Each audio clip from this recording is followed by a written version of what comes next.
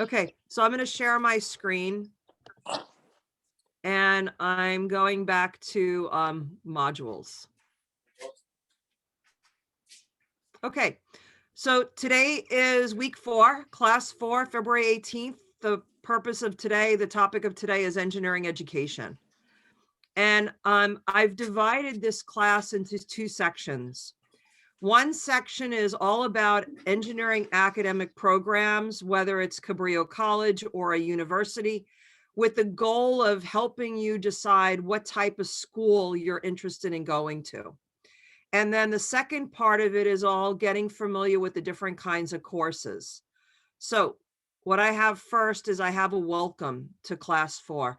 And rather than me opening and I already have everything opened up here to save time, so I'm opening up welcome to class 4. And what it says is, hang on a second. It looks like there's a mistake up here.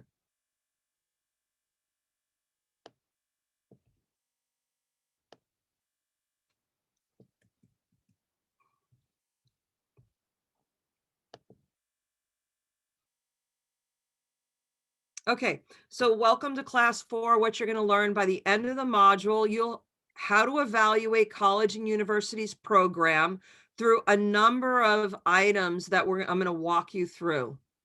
And then for those of you who are Cabrillo Engineering College students and high school students who are planning on attending Cabrillo, we're going to look at the different course requirements that would be required for your major and transfer institution. And then in addition, for those of you who are high school students who are planning on attending a university straight from high school, I'm going to give you information regarding universities.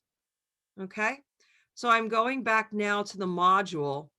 And at times teachers they create one page that has a whole bunch of links on it. And what I decided I prefer to do is actually have each item separately. So when you're looking for each item, you're going to be able to find it. And right now, the only face I see is Lukey. So Lukey, I'm really looking for you for like the thumbs up, or you're understanding stuff. I would love to see other people's faces. I could see 5 of you while I'm sharing a screen, but right now I'm only seeing Lukey, and that's totally fine. But it would be nice to see more so I could get some nods or questions and things like that. Also, while I'm sharing the screen, I cannot see the chat. Lukey, do you see your chat? Could you open your chat if you don't mind? And you could let me know if anybody's posting a chat. Do you mind? Yeah, there's nothing in it right now. Okay, great. Okay, so the first thing is where to get your engineering degree. And again, like I said, everything I opened already, so I don't have to wait for it to open. And I'm just going to open this here.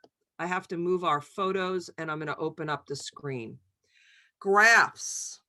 As engineers, we tend to like graphs. I certainly do, because you could put a lot of information in a graph that you would otherwise have to put. What happened?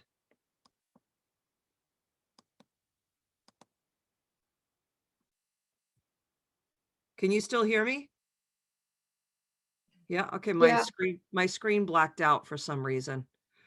I love graphs because you could put a whole bunch of stuff in a graph that you normally would have to put in paragraph after paragraph after paragraph.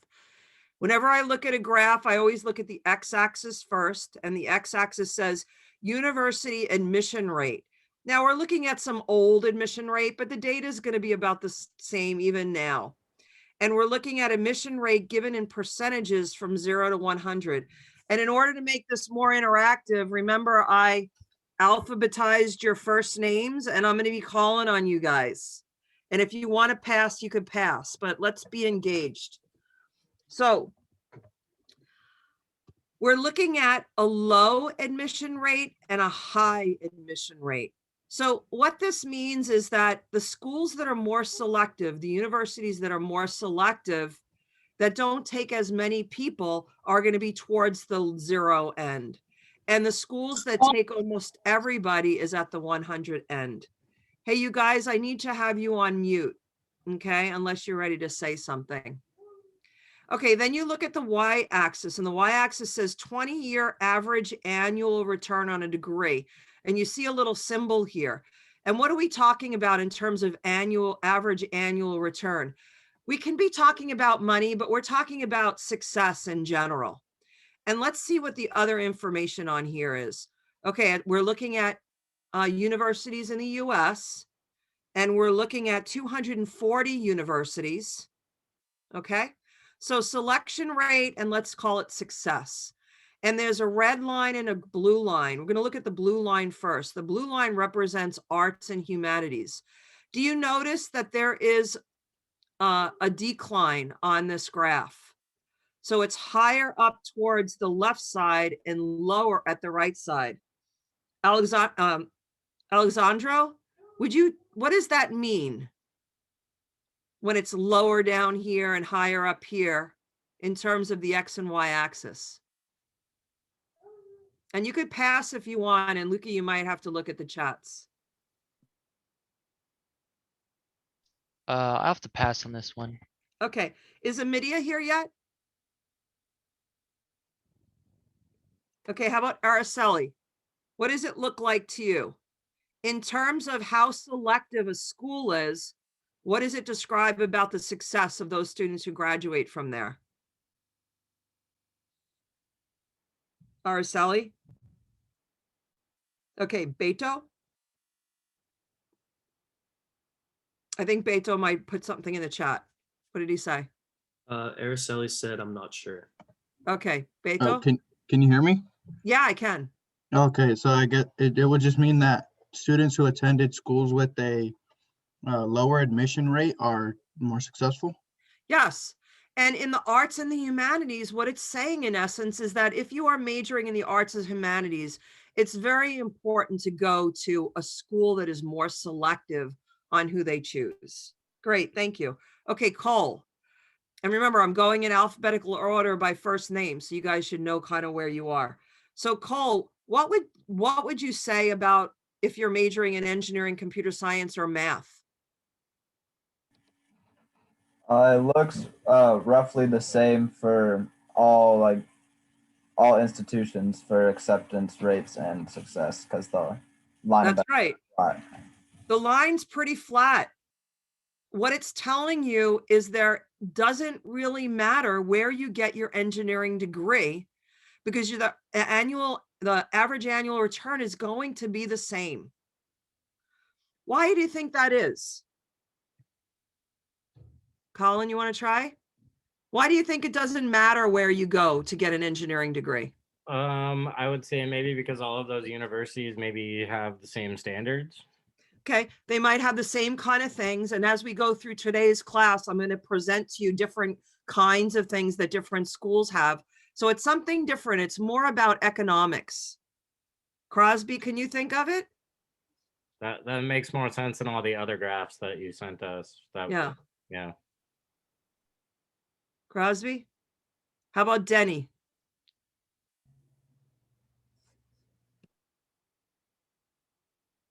I'm not sure. I'll pass. Okay, how about this? There are tons and tons and tons of STEM jobs out there. You are, as an engineer, you are totally needed. There are so many jobs that the demand for jobs is so high that it really doesn't matter where you go to school. And this is really important for you, those of you who are in high school, who are hearing from counselors or hearing from parents, that it's really important to go to a school and get a bachelor's degree from a highly selected school versus one that accepts everyone. Okay. And there are a couple of books out there that different people have talked about in the earlier class. One was The School You Are Going to Is Not Who You're Going to Be. Itzel, do you remember that name of the title of that book? PCS students had to read it. Yeah, where you go is not who you'll be. Where you go is not who you'll be. The best advice from anybody on helping you pick schools is to say that you need to find the school that's a best fit for you on many different categories. And we're going to talk about them today. And it's not important majoring in engineering to go to a school that's highly selective. There is much more, there's other criteria to use. Everybody good? Give me a thumbs up that you understand that. Okay. I'm gonna, so where I was just now is I was looking at where to get your engineering degree. And now what I'm doing is I'm going into ABET, where this looks like the link may have left. Hang on a second.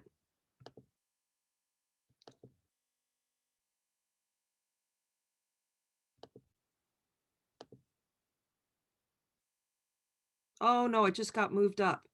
There it is. Okay. So the second thing we want to look at is ABET, and it's pronounced A-bet. A-bet. I made a bet on a horse. Okay, ABET, Accreditation Board for Engineering and Technology. And you probably know what the word accreditation means. It's determining whether a program is good or not. Okay, any kind of, whether it's a nursing program or not, but this is the Accreditation Board for Engineering and Engineering Technology. So instead of linking here, I'm going to click this up over here. And here's the link, and we're going to look at the link in a little bit. Let me just open it up in the meantime. ABET is a non-governmental organization that accredits undergraduate engineering programs, so to determine if they meet the following requirements. And you could read through this later on, but basically what ABET does is they come to a university program and they talk to the students and the faculty. They look at exams, they look at facilities, they look at textbooks, they look at homeworks, they look at projects, they look at all the things that a program is doing in determining whether it's worth ABET accreditation or not. Okay. Now, notice they are reviewing engineering programs.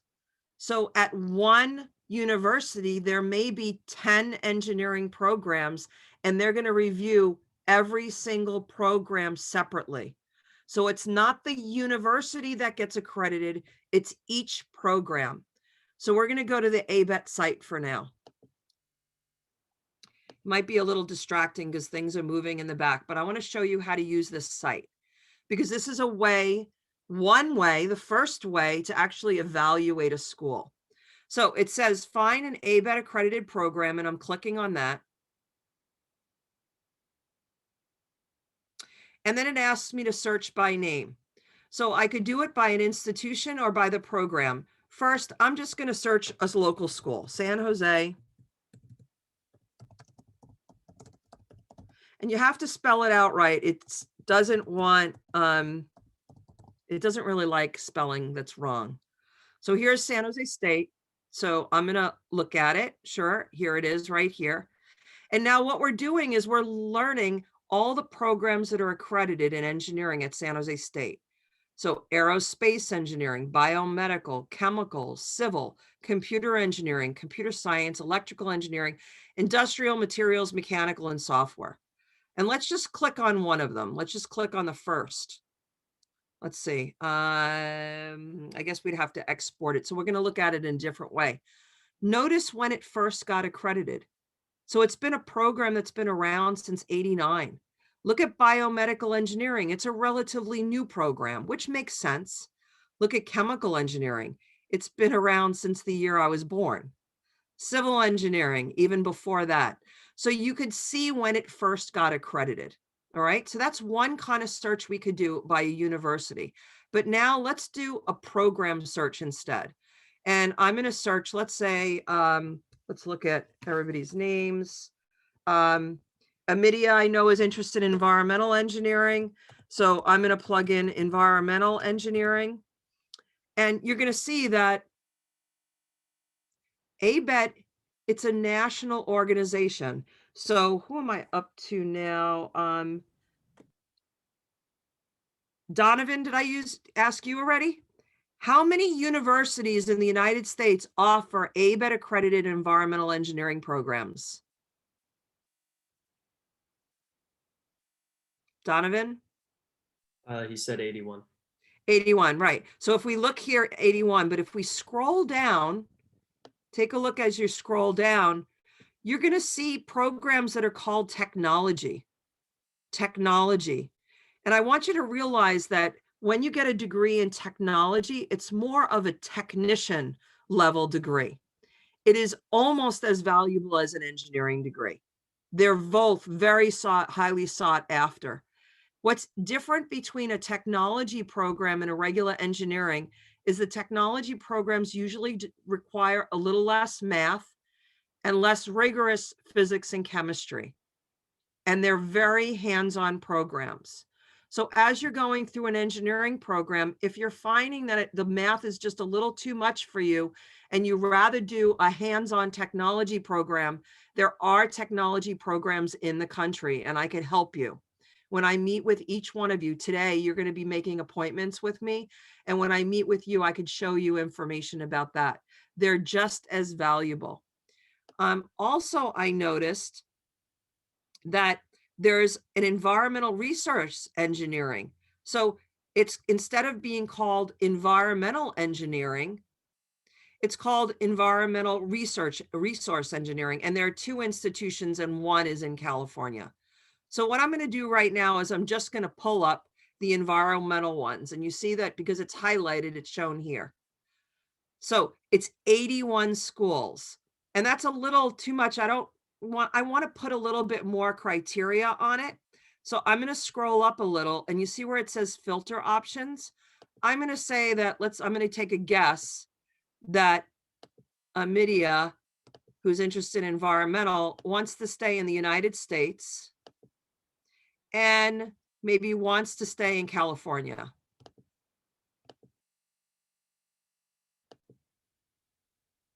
And now, who else? Who's next? Ernie, how many environmental engineering programs are there in California?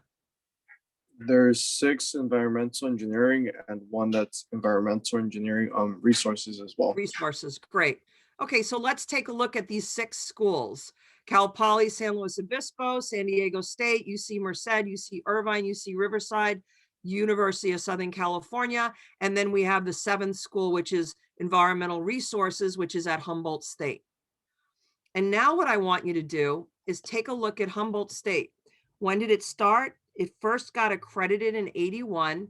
It's still accredited. And when will it go through review? Next year, or actually in 2 years, 22, 23. Someone in the other class asked if a program could lose their accreditation. And they can, but most likely they will not, because no engineering program wants to lose accreditation. What happens in the academic year of 22, 23 is ABET sends their people out to Humboldt's Environmental Resource Engineering program, and they review the whole program, and then they see if there's anything that needs improvement, and then they tell the Environmental Resource Program that there are 3 things they need to update, and they give them a timeline, and then they approve their ABET accreditation. Okay, I'm going to stop sharing for a moment so I could see you, and again, I would love to see more faces. So remember, what we're talking about right now is how to evaluate a university. And the first thing I said is it really doesn't matter where you get your bachelor's degree. You're going to get a job, you're going to get a great job, and you're going to have a great quality of life. Okay. The second thing is I'm teaching you about ABET. ABET is very important because in order to be a licensed engineer, and some of you will become a licensed engineer, you want to go through an ABET accredited program. If you go through a program that is not ABET accredited, you have to work another 4 years to get licensed. Now, do all of you have to get licensed? No. If you are designing large things where a lot of lives are at stake, you're going to become a licensed engineer. So how about Evan? Think of an engineering field where they design something where a lot of lives are at stake. Like maybe if you're designing bridges.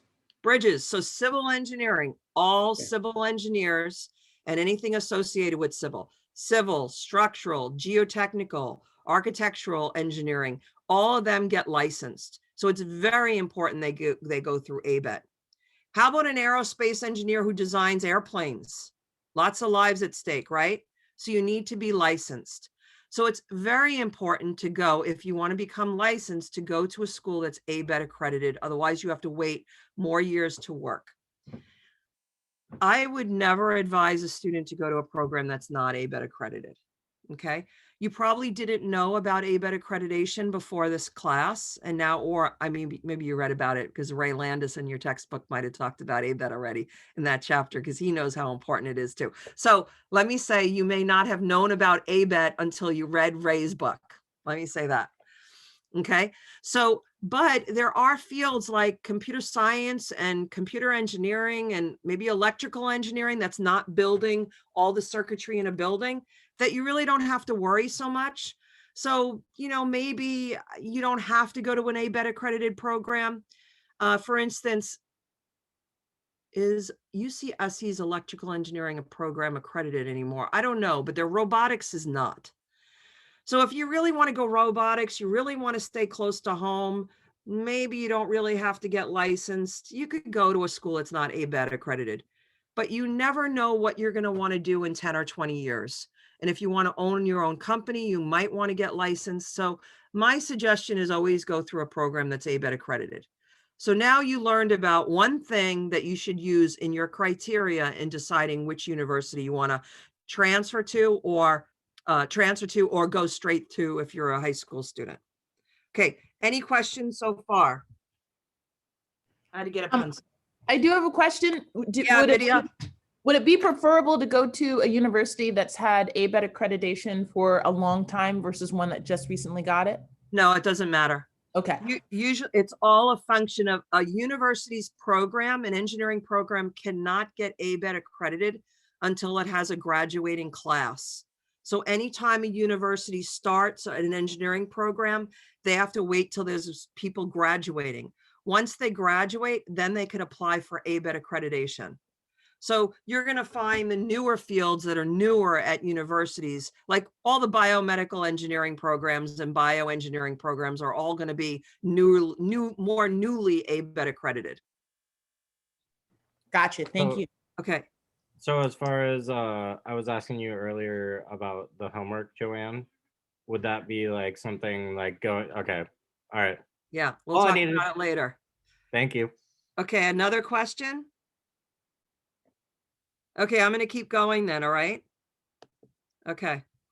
Where the hell did it go? Oh, here. Okay. All right, I'm going back to our course. So we saw the graph already. We're doing ABET. Now, some of you might have come to the engineering department orientation at the beginning of the semester, so you would have saw this PowerPoint, but I think it's an important thing because it shows you variations on what engineering programs across the country offer. So I'm going to show that anyway. And here it is.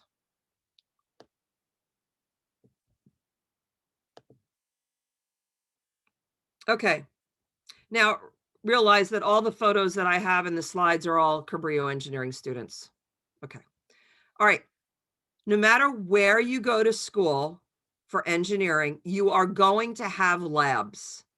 And in the labs, you're going to have some hands-on learning. This is a class taken with heat treating metal. This is a surveying class. This is a circuits class. This is a materials testing, a cylinder here in compression, making concrete. So no matter where you go to school, community college or a research oriented or a more practical university, you're all going to have labs, period. Okay. Now, so as I go through these slides, I want you to think of what things you would enjoy.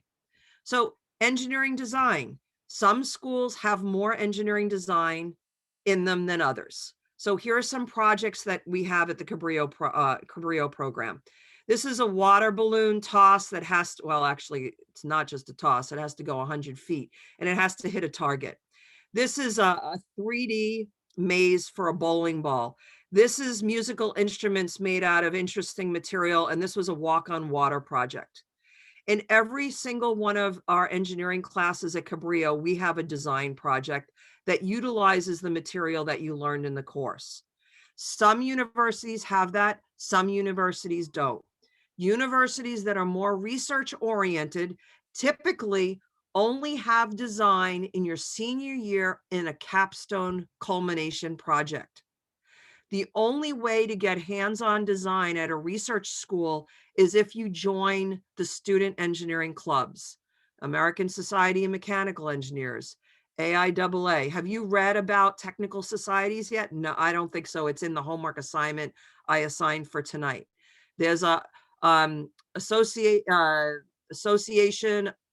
American Institute of Aeronautic and Aerospace Engineers. There's American Society of Civil Engineers. There's the Institute of Electrical and Electronic Engineers. There are all these technical societies that have student groups at all engineering universities. But if you want hands-on design in every classroom, you're going to have to look, because some schools don't have that. Now, not only is there design, I mean, you could probably know what project-based learning means. It means learning something by a project, right? And certainly all these design projects are project-based learning. It's learning about something by doing a project. But there's also something called service learning, where you're doing a project to serve others.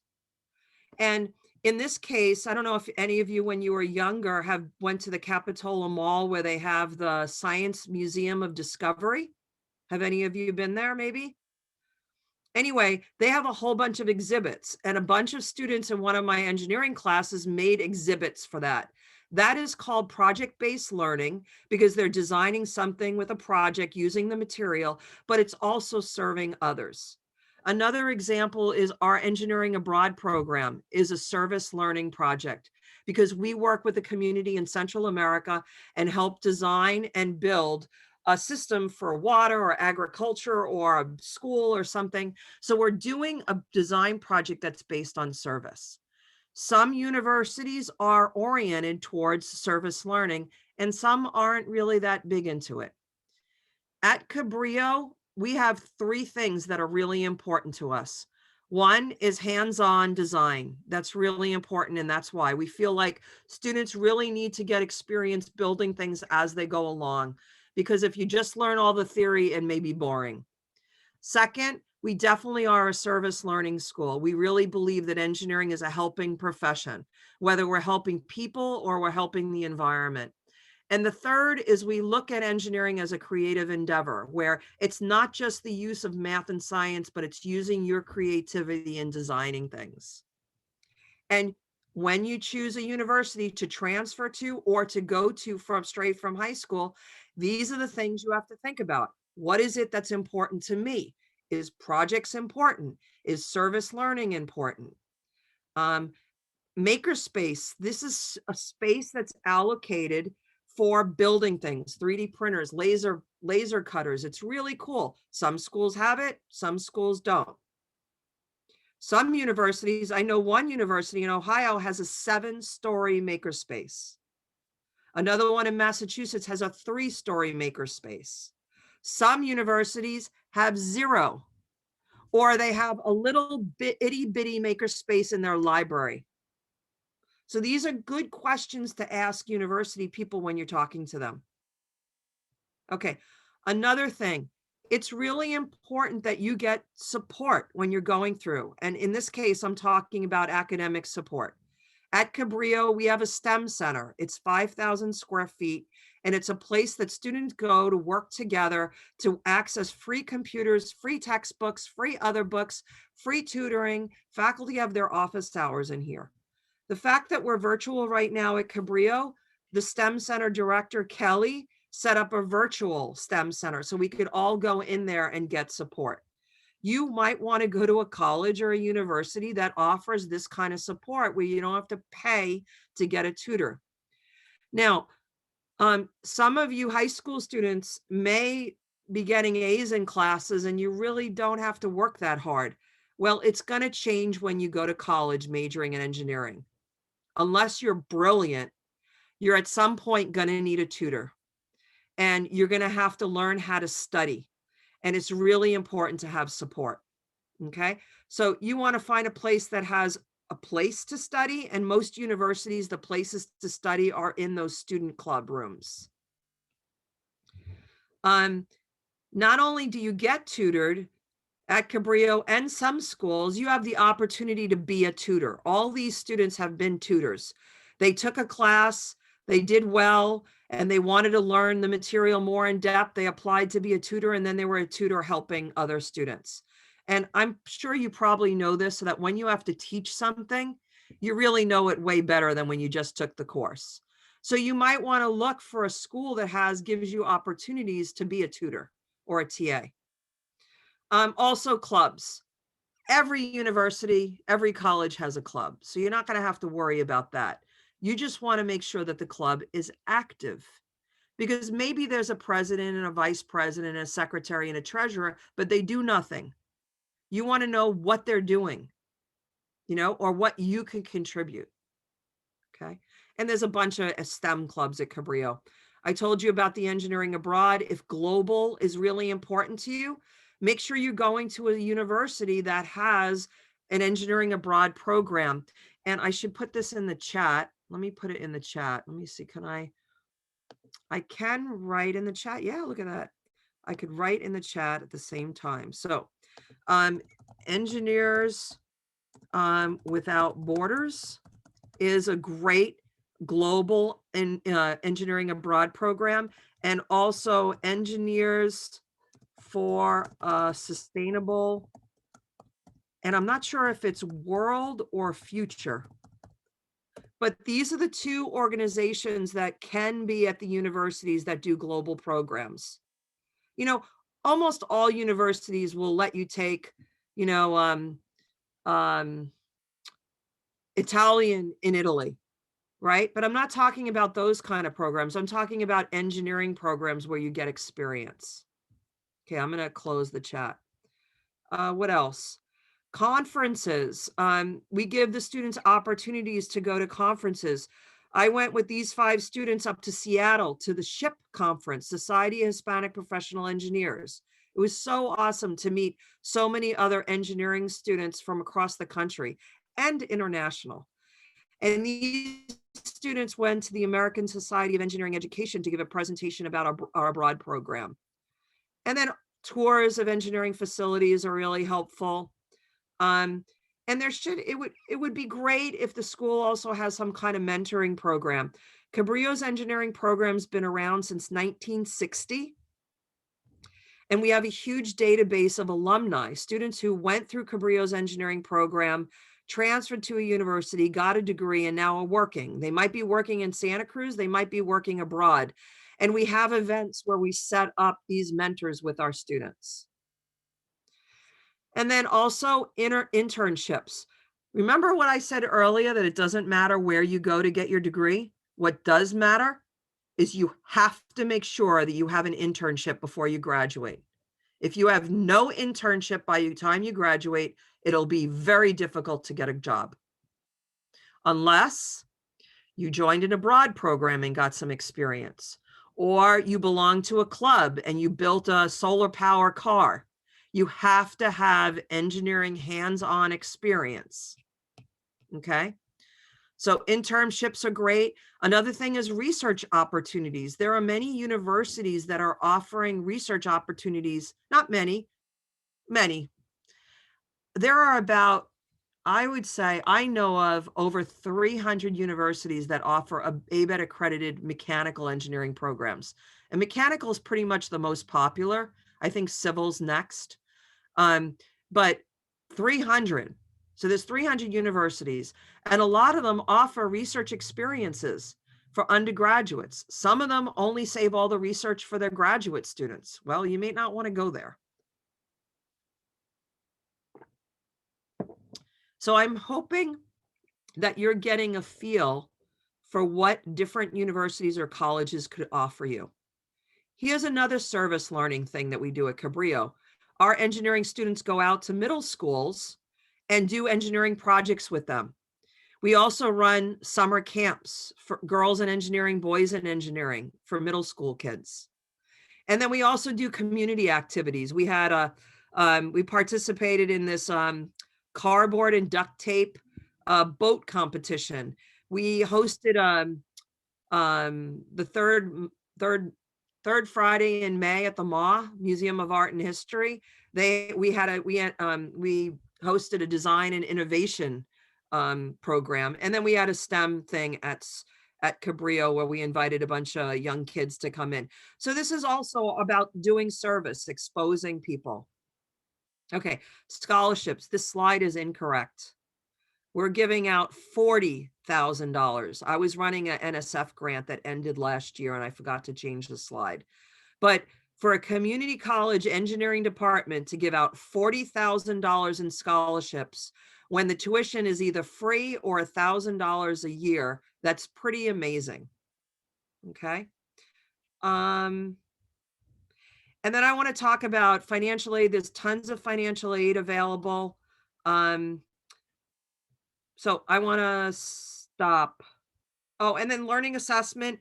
If, you know, everyone learns differently and you could get assessed. And if you're coming from high school, already been assessed, you'll learn about strategies at Cabrillo to be successful.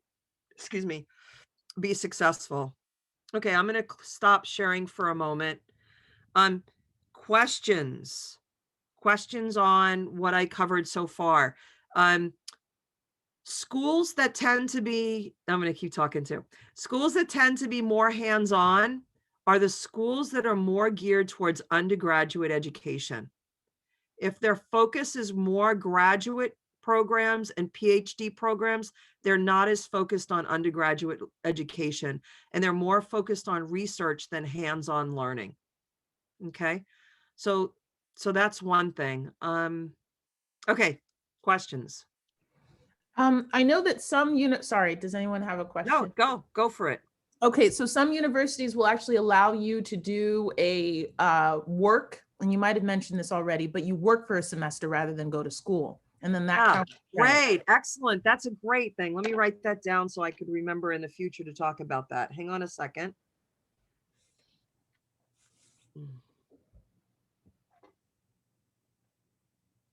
There's something called a co-op, C-O-O-P, co-op. There are universities across the country that offer co-op programs, which means instead of being at the university for 4 years, you're there for 5 years, and one of the years you're working in engineering. So an example of a co-op school, actually the only one I know of in California, is University of the Pacific. Let me write it down. It's called UOP, University of the Pacific. And it's a great way that a university actually sets you up with an employer so you don't have to go looking for a job on your own. It's great. Some schools that do it outside California is Northeastern, Drexel. I mean, there are tons, but this is just the ones that are popping up in my mind right now. Northeastern is in Massachusetts, Drexel's in Pennsylvania. Okay, another question. And that might be a reason you might want to go to a school that offers a co-op.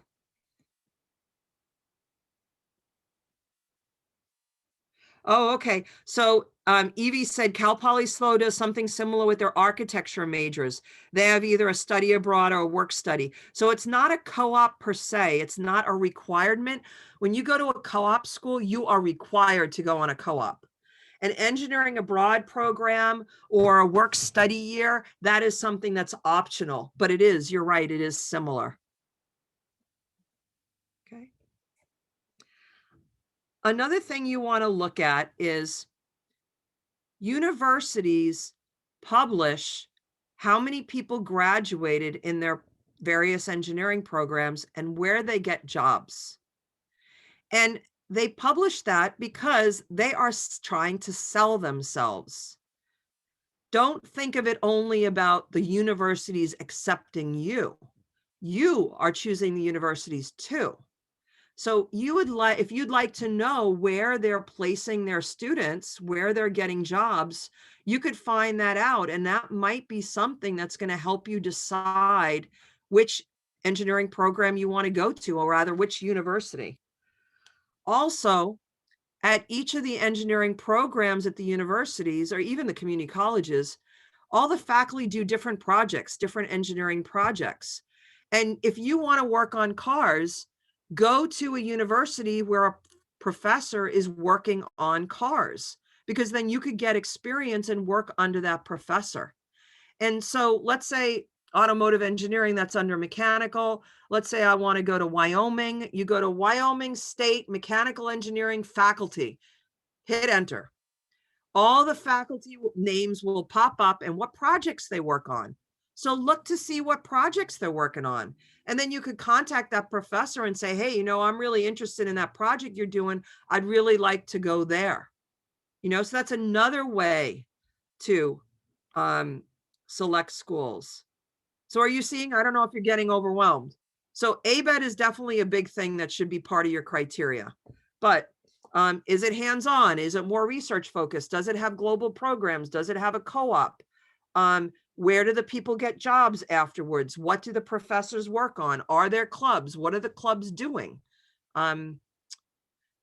Is there a study center for me? Like all these things, there are tons of things. Okay, hang on. Hey, Joanne. Yeah. How do we go about getting an internship if we want one? So then you're going to ask me that question later, because when we look at the different courses that are taught in the first 2 years, and of course, I'm going to show you the exact courses, exact numbering that Cabrillo teaches, but they're the same exact courses the university offers. When I get to then, Lukey, remind me, and then I'll pinpoint and say, make sure you're taking these classes because these will give you skills to get an internship. Sounds good. Okay. And then the best way, Lukey, is to look at the engineering student Canvas page, because that's where we post all the jobs we hear. Okay. All right. Some of you might say, oh, I'm only going to go to a public school. I'm not going to go to a private school because a private school is too expensive. You have to realize that financial aid is based on what your parents make and based on the tuition. I've had students who went to Santa Clara because it was cheaper to go to Santa Clara University, that's private, than to go to San Jose State, which is public. So do apply for the private schools too. In fact, less people apply to the private schools because they think it's going to be expensive. Okay.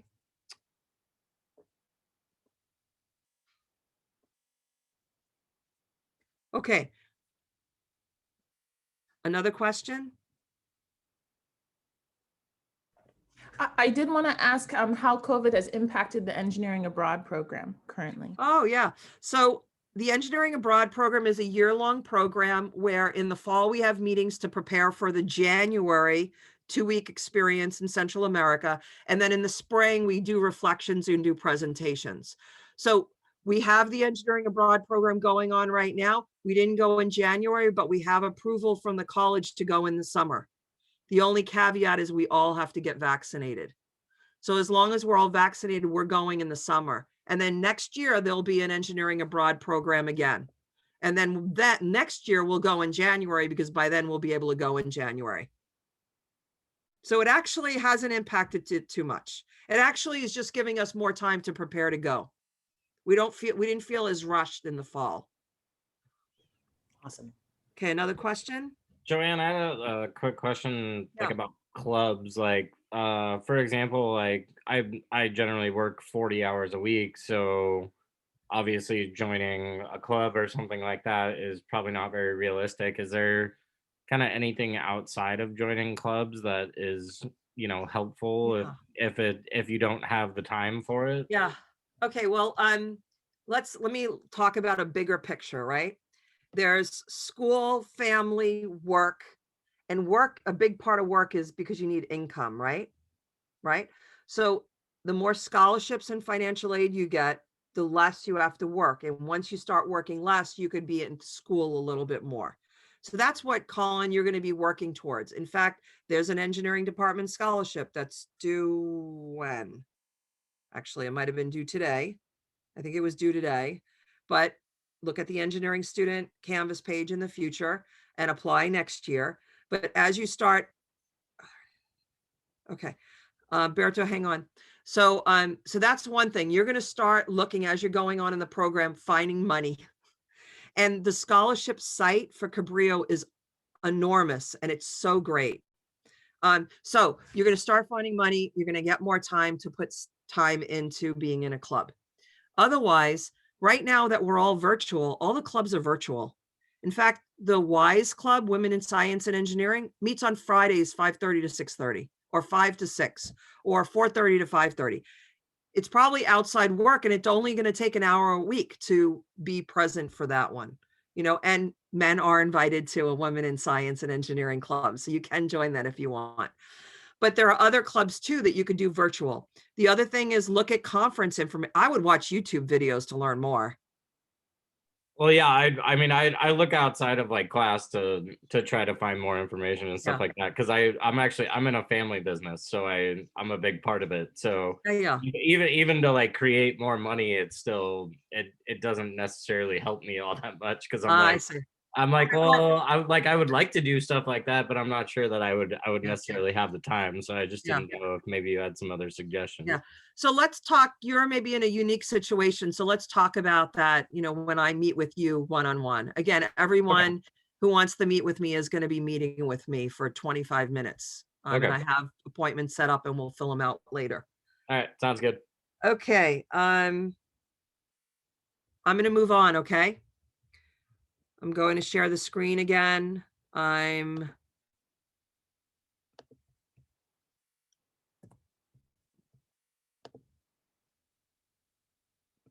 going back to this. So we looked at the graph, we looked at this, we looked at, okay, now we're going here.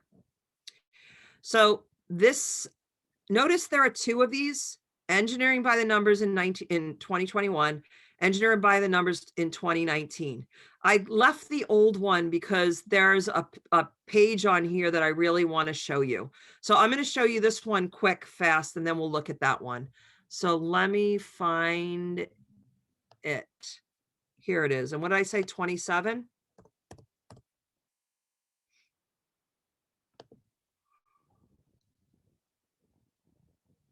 Can everybody see this? This table in the middle?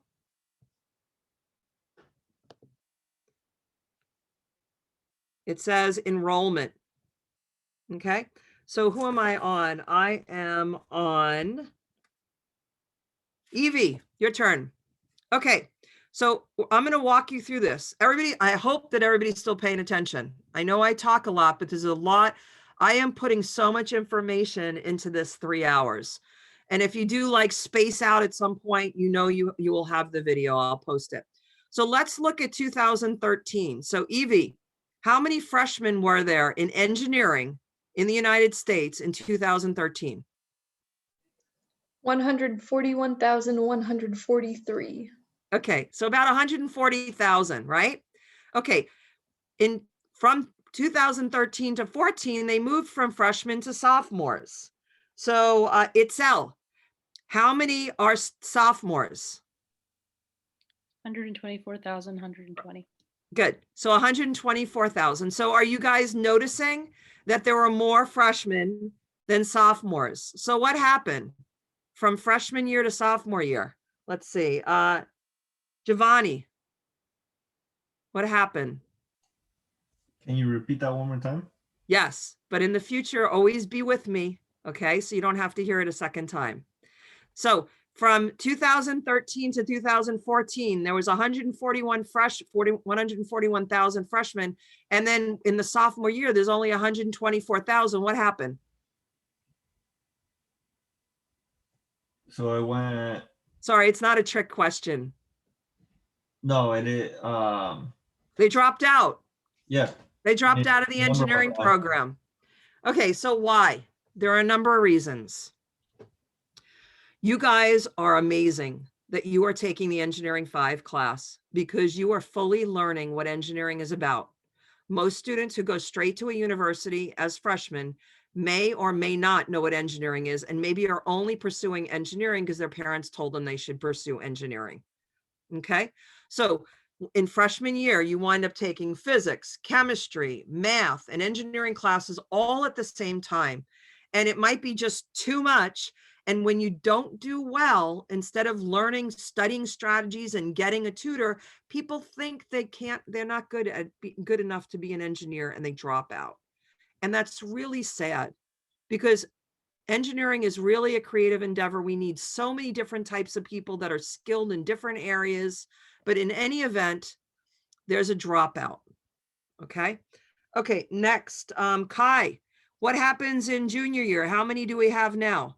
It went from 141 to 124 to? 135,000. Right, almost 136,000. How come it increased? Kai, could you think about why? Maybe some students joined back in the course, or yeah. Actually, they probably, if they dropped out, they probably didn't join back, but there are new students coming in, and where are they coming from? Community college. That's right, the community college. In fact, 50% of people who get a bachelor's degree in engineering in California first went to a community college. 50%, that's huge.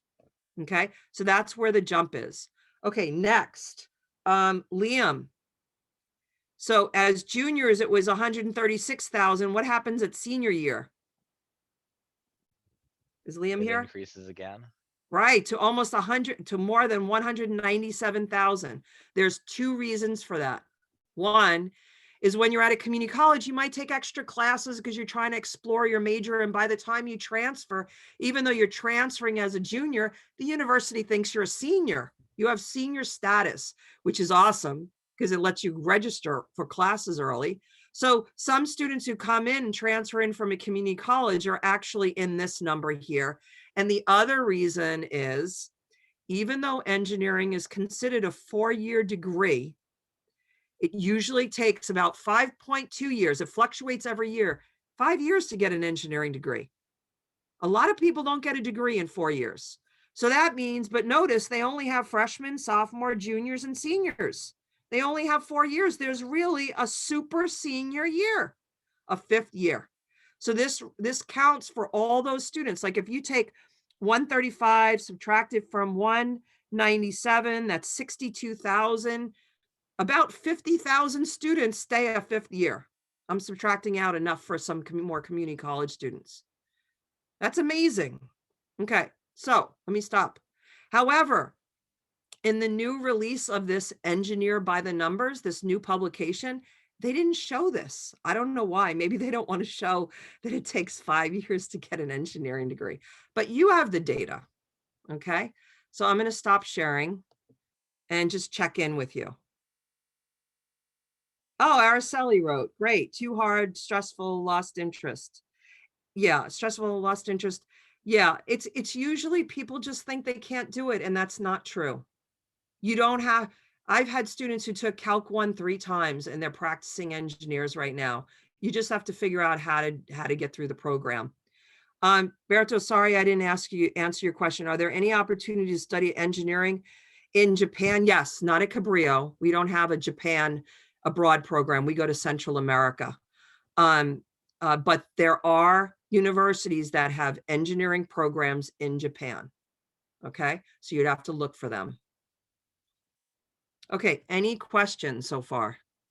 Yeah, I had a quick question, Joanne. Yeah, Colin. I was told by the math, I think it was the math 150 or not 152, the math 4 professor, that if you fail it, that you actually can't retake it. So how Yes, is it? you can. You can take it. Yeah, you misunderstood. You could take it 3 times, but if you fail 3 times, that's a problem. Oh, okay. If you fail 3 times, you're going to have to take it in another school because California State does not allow a student to take a class 3 times at one school. Okay, perfect. Thank you. I did have a question, about the transfer from a community college to a 4-year. Yeah. I have heard that some students struggle with the lack of support in compared to the community college that they went to, as far as like, especially with Cabrillo, I think we're pretty stacked with our STEM center and the hub. Have you had students that have gone to school and still come back to Cabrillo to utilize the resources? Or, oh, interesting. Okay, yeah, that's good. I have had students who went to San Jose State and UCSC, and then they come to the STEM Center. Yeah, I have had that. But just think that you get so much support at Cabrillo, and you totally, by the time you leave, you know how to be a superb student and you know how to find things, and you will find it at the university. You just have to look. It's not going to be as good. At least that's what I hear from students. I mean, I have to show you an email. You know, the Mars rover landed today. One of our past students, Blair, worked on that project. I'll show you his email later. Let me just write that down so I don't forget, or remind me. And you'll see at the bottom of his email, he said, you know, I definitely view Cabrillo as home. All students say when they transfer, they don't get the support as much as the support as they used to, but they have the skills and they know how to do it. And they have each other. I mean, one thing that you learn at Cabrillo is how to form teams with other students to study together and study groups and things like that. And that is key to success in engineering. And those of you who are in high school, probably most of you do your homework at home on your own, and you don't do it in groups. It's not going to work when you're at a university. When you go to college for engineering, you're going to have to work, because the 10 homework problems you get are going to be so hard that you're not going to be able to solve it yourself. You're going to have to work with people. So Amidia, at Cabrillo, you learn that. So by the time you transfer as a junior to a university, you know how to seek other people out in your class. Got it. Okay. And then I did have one more question. Yeah. Is it possible, let's say you've taken a class 2 times, you weren't able to pass it, and you had this class, it's the 3rd time, it's the final time. Is it possible to make an agreement with the instructor to sit in on the classes, not take it, but sit in on the classes for a semester just to refresh, maybe like a summer course, and then take it? Is that possible? Would they be open to that? Okay, there are 2 things you could do. Now, a teacher is in charge of the classroom. So whether they're going to let you sit in on or not is going to be a function of whether they're going to do it. I believe the rule at Cabrillo is that we're not supposed to let somebody sit in who's not registered in the case for liability in terms, if there's an earthquake and I have 30 people on my roster, but I allowed a 31st person, the college is not going to know that person is there. So I think the college does not allow, it's called auditing. They don't allow auditing a class, but a teacher might let people come in. The other thing is, on your 3rd time, when you take something, you could ask the teacher no, actually, I'm thinking of the reverse, Amidia. If you are, let me just give the reverse situation that I was thinking about anyway, because it's important information. Let's say you're in Calc 1 and you're coming towards the end of the semester and you're going to get a C in the class, and you know that you really don't know it that well. If you get a C and you're successful in the class, you can't repeat it. Colin, maybe that's what you misunderstood. If you get a C, if you're successful in a class, which means A, B, or C, you cannot repeat it.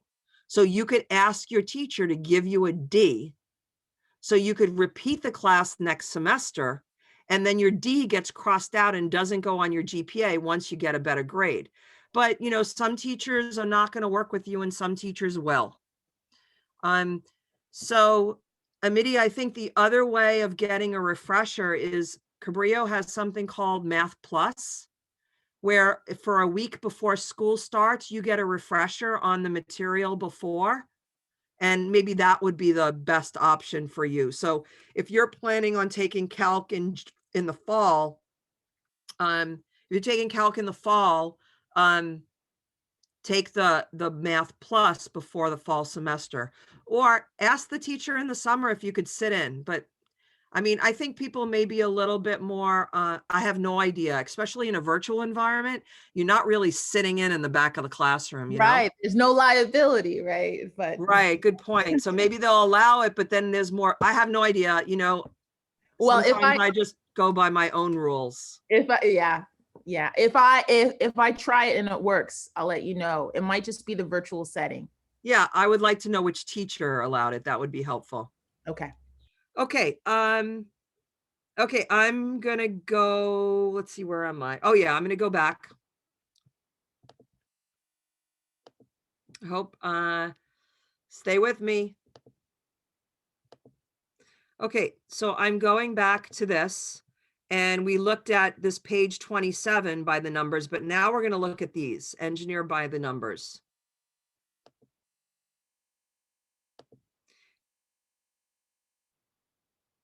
Notice it's a 57-page document. What this document has, and Colin, this is probably the one you were looking at. It has all this data. How many people in the country get mechanical engineering degrees? How many get environmental engineering degrees? Which schools give the most engineering degrees? Which schools give the least engineering degrees? Which schools have a better teacher to student ratio? Which school has okay, let's just look at, let me look at, okay, look at this. It's a graph. Let's look. X-axis is years. Y-axis is the percent of total bachelor's degrees awarded. So take a look at this. There's less than 1% of students getting a bachelor's degree who are Native American. There are, what is that, maybe about 4% African American students getting engineering degrees. And there are, between 8.5, 9 to 12 Latinos getting. Notice that it's increased. The colleges are much better in this. They have not done better in this. But then you could look at data down here on let me see.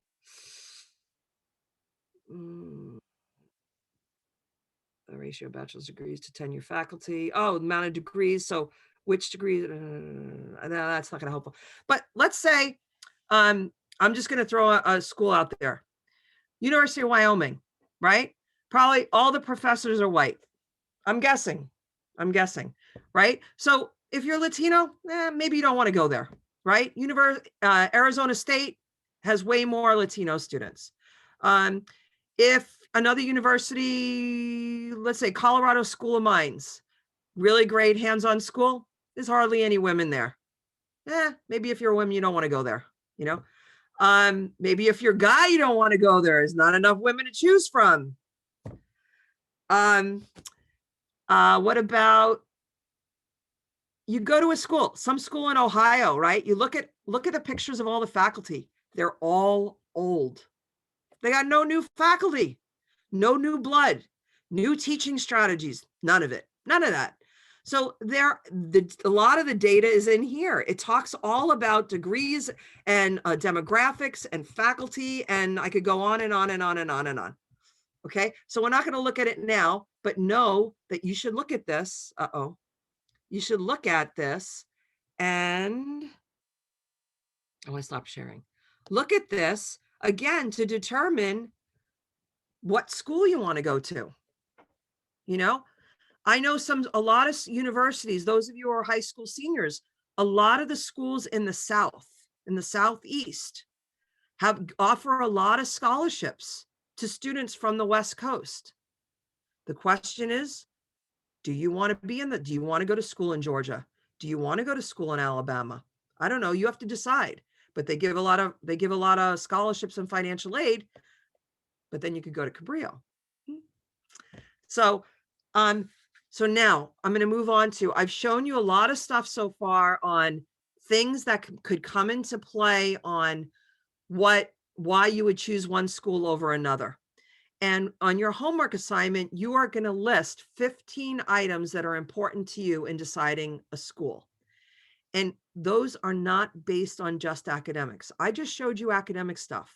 There's other things that are important. For instance, I love surfing. It really makes me feel good when I'm stressed. I need to be near the water. That's one of your reasons. You want to stay near the coast. I would love to see those fall leaves change and be at a place with 4 seasons. That might be one of your criteria. I need to be in driving distance, 3 hours of home. That could be your criteria. Remember, it doesn't matter where you get your bachelor's degree. It doesn't matter where you get your bachelor's degree. You pick a school that has stuff that you want. Don't settle. Okay? Don't just apply to Davis and Merced and Irvine. I'm especially talking to you high school students. And and for instance, like I know high school students who applied to all the UCs and the only one they got into was Merced and they went there. Well, I'll tell you, Merced has good research for undergraduates, but they do not help students at all. There's no community feel there. I spoke to 2 students, which I guess 2 is not a good data point, but I only met 2 students. One was a tour guide and one was a kid I knew. And they both said that they were kind of not really that happy there. So don't go to Merced, go to Cabrillo and then transfer to San Diego State or Cal Poly or Berkeley or wherever you want to go. Don't go where you don't want to go. Don't let your parents push you to go to a UC because they think it's a good idea. Show them, you know, oh, let them watch this video. It's okay that you show the video with me telling them what they should do. Okay? They need to be more knowledgeable. You are more knowledgeable than your parents right now. You decide where you want to go. Okay, let me go through my checklist and see, make sure I covered stuff.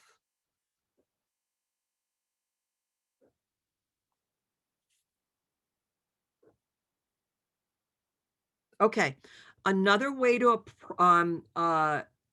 check out colleges, there are 2 ways. I'm going to put it in the chat. Well, not 2 ways. There are college fairs. The College Board has these days called Big Future, and they're college fairs.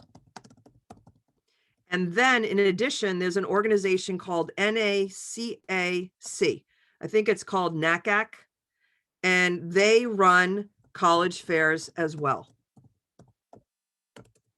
The best college fair for you to go to are the STEM college fairs, because the person who is representing the university is a person from the College of Engineering. They know about STEM. Now, what is a college fair? Typically, if we were in person, a college fair would be this huge auditorium with all these tables and all these colleges set up at the tables, and then you go to the table. All the college fairs now, because of COVID, are all virtual. They're all free, but you do have to register. They're free and you have to register. The STEM college fair is on, let me look it up.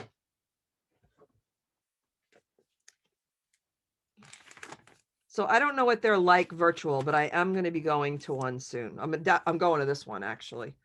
The STEM one is on Sunday, March 7th, and it's 1 to 5 p.m.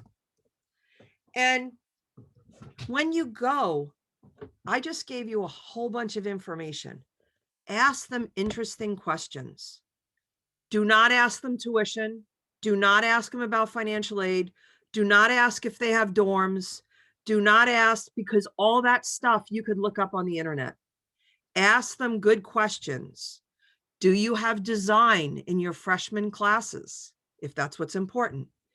Do undergraduates get the opportunity to do research? And if they say yes, ask them for a deeper question.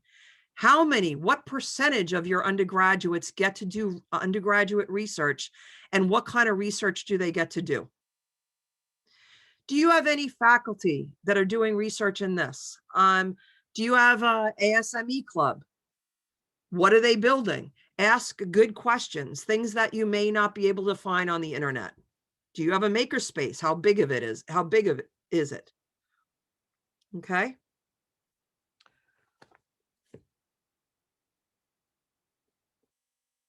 And for those of you who are high school students, and this is the case for the transfer students too, there are 2 different types of aid, meaning money you could get from a university: merit aid and financial aid.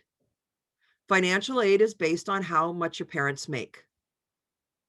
Merit aid is just based on you, what your GPA is.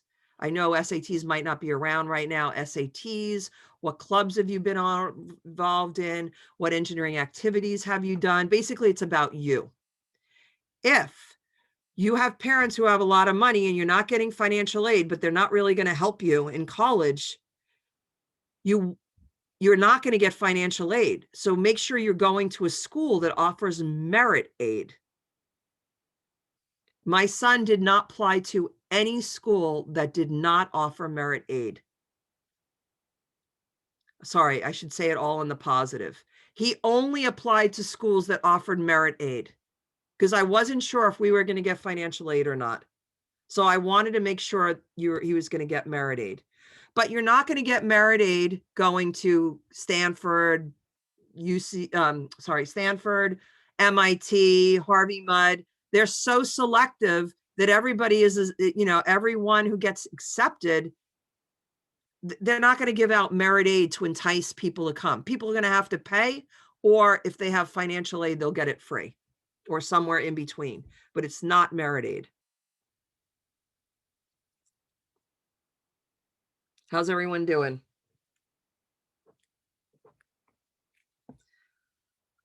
It is a little after 7:12. Should we take a break?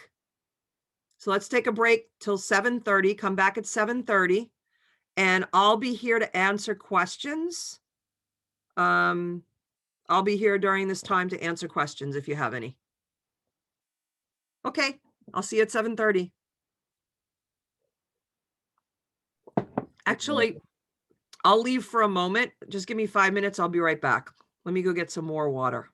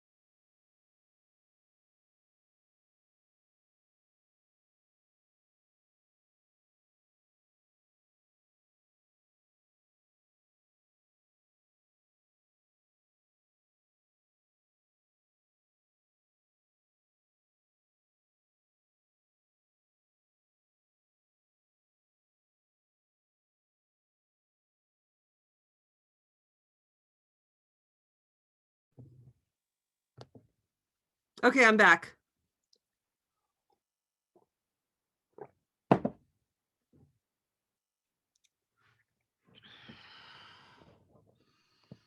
A quick question again for you.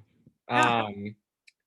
So as far as the homework assignment, I know I keep browbeating you about this. I'm sorry. No, it's okay. It's okay.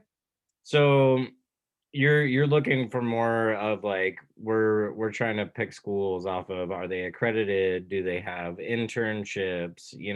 Do they have a good resources as far as tutoring? Yep, whatever's important to you. Okay, and then also when you brought up some of the demographics that you were looking at, I just noticed that they looked very different from the ones that I saw when I clicked on the link in the module.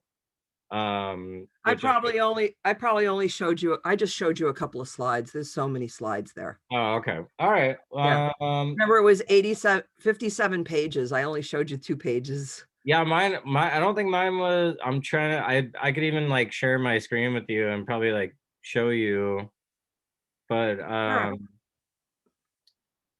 because mine was here, let me see. I've never done this before, so I'm kind of winging it here. Nope.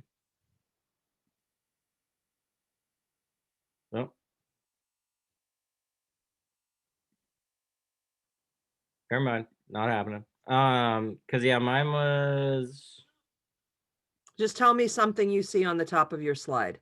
So it says at the very beginning, it says Engineering by the Numbers by Joseph Roy, PhD. Mine's only 40 pages. Well, that's you're probably looking at the 2019 data, is it? Okay, yeah, that is the 20. Yeah, that's the 2019 data. Okay, that's why. Okay. All right. Yeah. Good. All right. I think I'm good then. Okay, great. Thank you. Yeah. Other questions, you guys?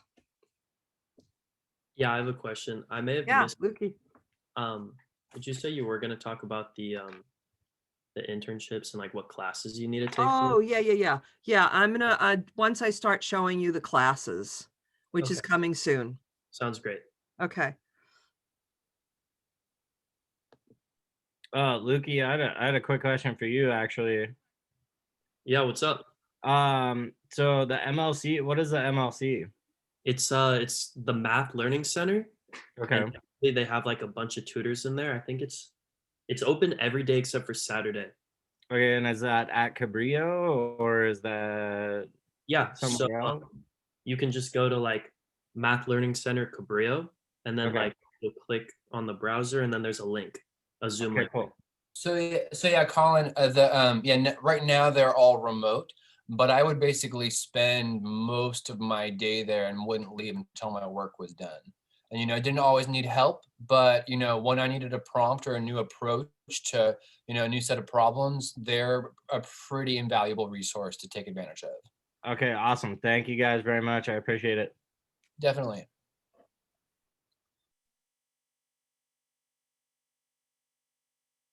Liam, are you here? Yeah, I'm here. Hey, how's machining?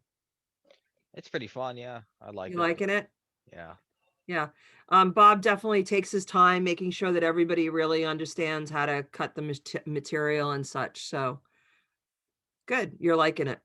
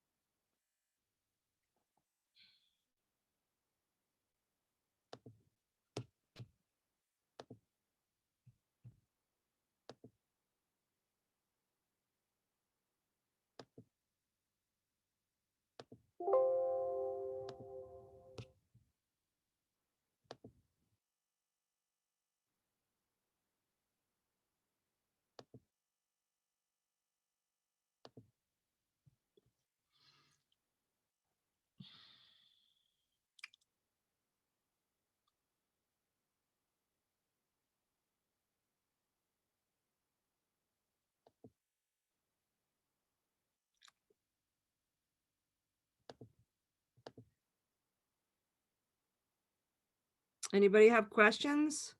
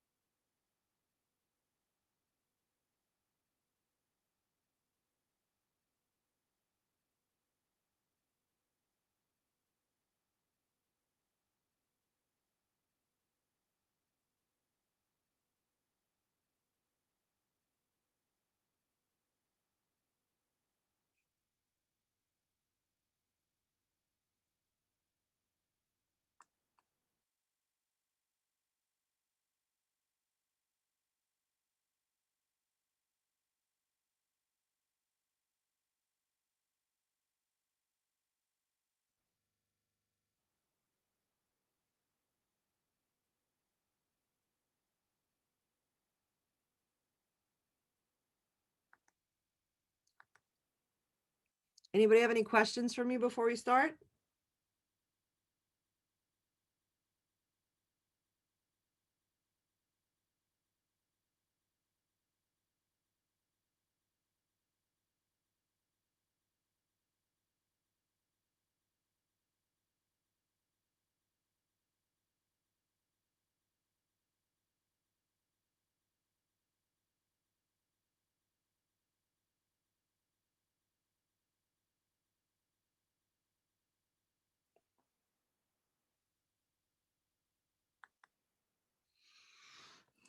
Am I the only one out here? No, I'm still here hanging out. Okay, Colin. Yeah, still here. Okay, good. I kept it on recording in case somebody had some interesting questions, but I think that there's been a long lull in the recording. Oh well. Well, actually, my girlfriend and I are going to New Jersey for a wedding. Oh, when? What is it? August? Yeah. Okay. We're going in August. I was curious if you had any ideas on any good like sightseeing or things we could do. Do you want to go to, you're gonna go to Manhattan? I would like to go to New York. I enjoy New York. I'm a Yankees fan. Okay. Yeah. All right. Well, I'll write some things down. You'll have to remind me. Perfect. My Okay. girlfriend wants me to go on like a shark tour, and I'm deathly afraid of the ocean and sharks, so I'm really not into it, but she wants to go, so we're brother's wedding in Long Beach Island. so we're debating. Oh, okay. Wow. Cool. But yeah, other than that, I have nothing class related. Okay. Okay. All right. Well, it's almost 7:30. We're gonna start, but I will be in New York for this class. I'm going there to help my mom. So in a few weeks, I'll be heading there. So I'll be having class from there. All right. Let's see. Okay, I'm gonna go back.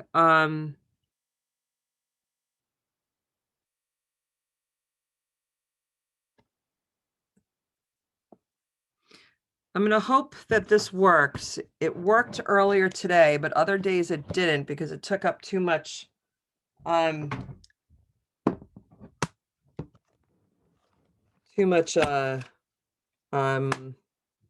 don't know what it is. I guess internet maybe. Okay, so I am going to share my screen.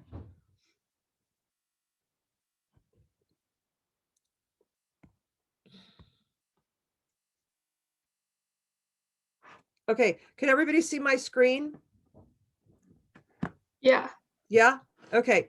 So we talked about criteria used, and now I'm talking more about coursework and such, and selecting majors as well. So the first thing I want to show you is that, why isn't it?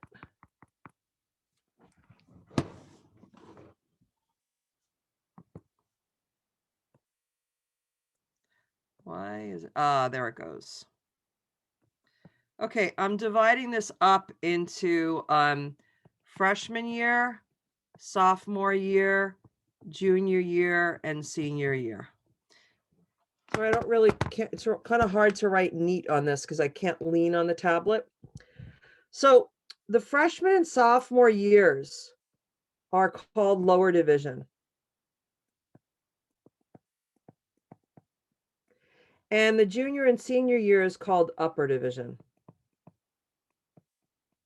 So all the courses that you take in your first 2 years are called lower division courses. And all the courses you take in your upper division in junior and senior year are called upper division courses. Lower division courses and upper division courses. And we know that in the first 2 years, you're taking math, you're taking physics, you're taking chem, maybe computer science, CS, and you're taking engineering classes, and you're taking general ed, the English, the psychology, the social, the history, things like that. When you get to junior year, you're going to take courses that are all engineering courses, and you'll take some GE, but they're all going to be specific to your major, specific to your major. Up. Oh, I think I could erase. Yes, look at that. What I want to point out to you is within the upper division, you're going to get to take 4 technical electives.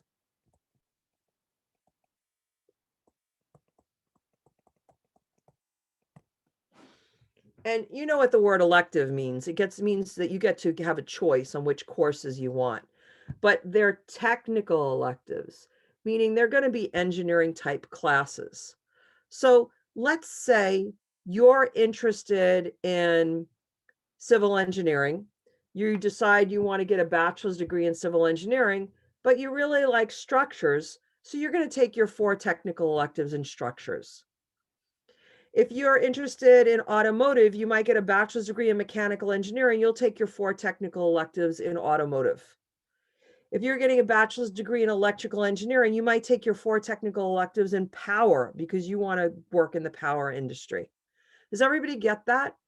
So that in your last year at the university, within your major, you get to choose 4 technical electives. And this is where what the university is called specialization. Can you read all this or do I have to scroll up? How's that? We can read it. Yeah, you're good. Okay. So does everybody understand this? No matter what field of engineering you choose, you get to pick 4 technical electives. I'll give you another example. Let's say you decide you want to get a bachelor's degree in materials engineering, and you want your 4 technical electives in learning polymers because you are more interested in polymers. You want that to be your specialization. Okay, everybody good? Okay, so now we're going to move on. Now let's look at something else. Remember last week we talked about, oh no, not last week. Last week you were with Prithvi. The week before we talked about many engineers decide which field of engineering they're going into, dependent on the type of product they want to design. Remember that? So I want to give you some examples of options you're going to have. So let's say you're interested in designing structures. You have 3 options on the bachelor's degrees that you could get. So if you know you want to major, you want to build things, and you want to build structures, you have options. So let's call on somebody. Let's see, where are we? Evie, I did you. Itzel, I did. Giovanni. Kai. Yeah. Kai, you answered already, didn't you? Yeah, I did. Okay. All right, Liam. If I want to design structures, what's one field of engineering? What degree in engineering could I get so that I could build structures? Civil. Great. So one option is to get a degree, a BS degree in civil engineering. And wouldn't I get my 4 technical electives in structures, right? Now, civil engineering is a broad degree, right? So I'm getting a broad degree. How about if I wanted my degree to be more specialized? There are 2 other bachelor's degrees that I could get that are more specialized than getting a civil engineering degree. So, Lucas, can you think of one? Lucas? Okay, Lukey.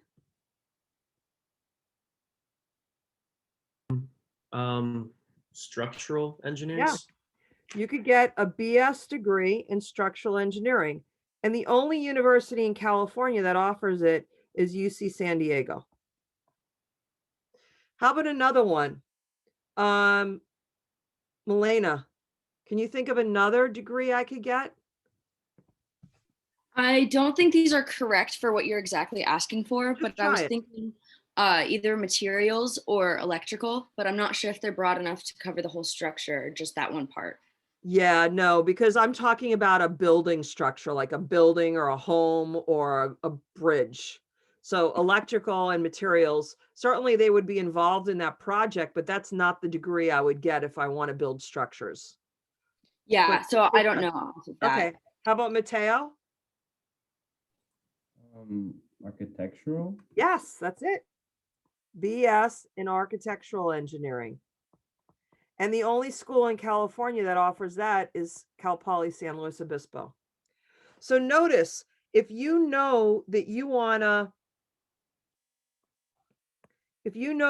build structures, you have 3 options on the degrees that you can get.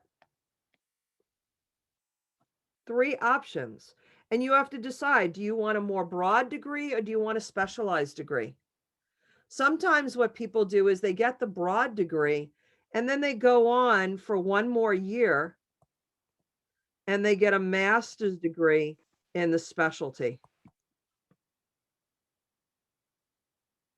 Okay, so let's do another example. Let's choose one. Let's say you're interested in designing cars. What's an option? So, Mateo? Oh, no, you already went. Nathan, if you want to design cars, what field of engineering should you get? What degree should you get? Mechanical. Yeah, and that's the broad one, right? Yeah. BS in mechanical engineering. What's another one that's more specialized? Do you want to still do it, Nathan? Take a guess.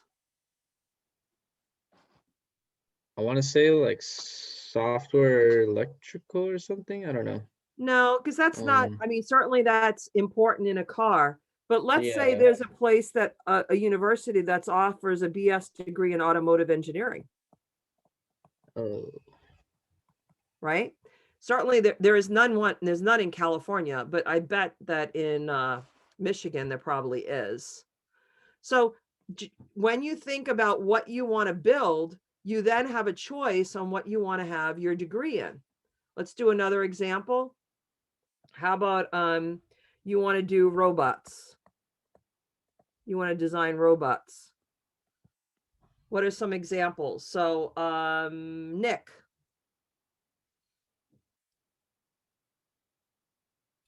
Nick, Yep. did you hear my question? For probably robotics engineering. Yes, you could get, and this would be specialized. You could get a bachelor's degree in robotics engineering. And the school in California that offers that is UCSC. Okay, how about Otis? What's another degree you could get if you want to build robots? Maybe like electrical. Definitely there will be electrical in robots, but what's the bigger part of a robot? Not Like the circuitry. software? Say it again. Software. No, I would still say the software and the electrical components are smaller than the big part of the robot, which, right, mechanical. So that would be broad. You could get a broad degree, a BS in mechanical engineering, if you want to build robots. And then there's one other that's still specialized, and it's kind of a synonym for robotics. And what word is that? Reese? Just robotic engineering. Well, we already said robotics engineering, but what's a synonym for robotics? Do you remember? Mechatronics. Mechatronics.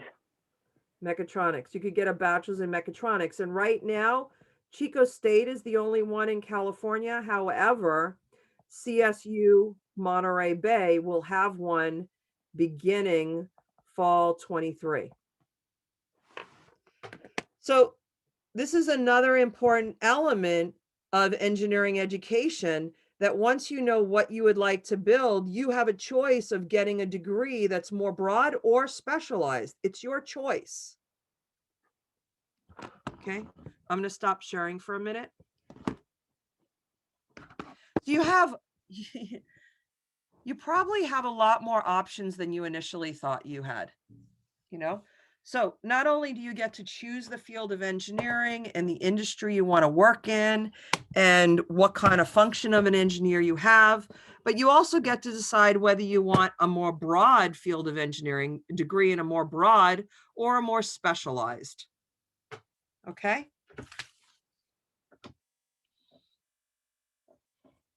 Hey, Okay. Jay, Yes. you think it'd be better to get like a more broad degree and then maybe like try things out and then specialize in the thing you liked most?